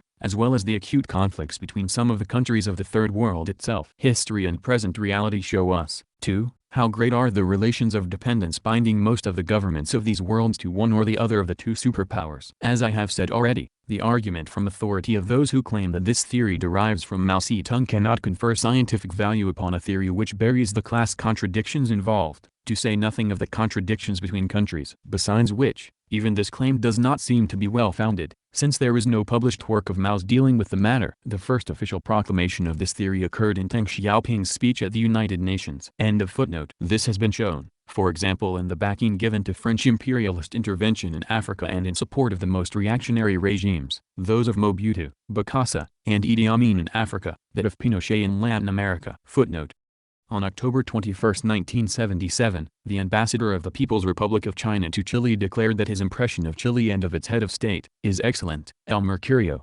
October 21, 1977, and La Tercera of the same day. End of footnote. The class significance of this support is all the greater because it is even contrary to the interests of China as a nation. It is felt by the people as a demonstration of contempt for their democratic and national aspirations, and it helps to strengthen the prestige of social imperialism, which, on the whole, maneuvers more skillfully, even while intervening alongside Ethiopian colonialism, against the national liberation struggles of the Somalis of the Ogaden and the Eritrean people. To be convinced of the negative consequences for China of the foreign policy it is pursuing, one needs only to talk with working people of the Third World, in whose eyes China's prestige is now at its lowest. It should also be noted that China's present international policy is continued in a foreign trade policy which tends to integrate China more closely in the world market, so that the scale on which China's productive forces develop must depend more and more upon the fluctuations in this market. Footnote on market.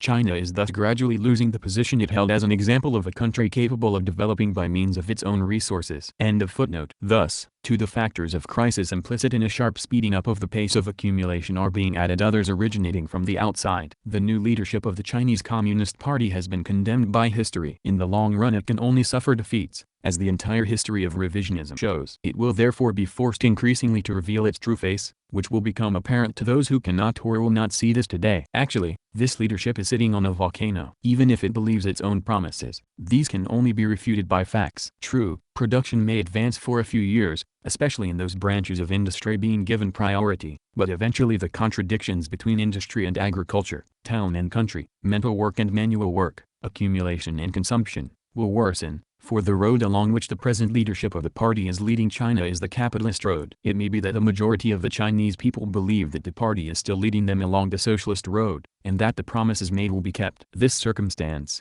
together with the mistakes made by the fore, and weariness with their coercive measures, explains why a section of the masses has greeted the present leadership with relief and even, in some cases, with comparative enthusiasm. However, things will change when the falsity of the promises made becomes clear. Then the Chinese people, who have waged long and victorious struggles for socialism, who have experienced the Cultural Revolution, who have seen in practice the positive political and economic results of this revolution, and who have learned to challenge the ruling authorities, this people so rich in experience will resume their forward march. We cannot foresee when and how this will happen. In the meantime many zigzags may occur, including fresh splits in the party leadership, where a conflict appears to be growing between the classical revisionist line of Deng Xiaoping and the line of Hua Guofeng, who seems to want to preserve the outward forms of certain elements of the Cultural Revolution. But these fluctuations can only be secondary. It is the Chinese people who will decide, and they will have with them the sound elements in the Chinese Communist Party. In the situation that exists today, China's friends abroad have the duty more than ever of standing by the Chinese people. Without interfering in China's affairs,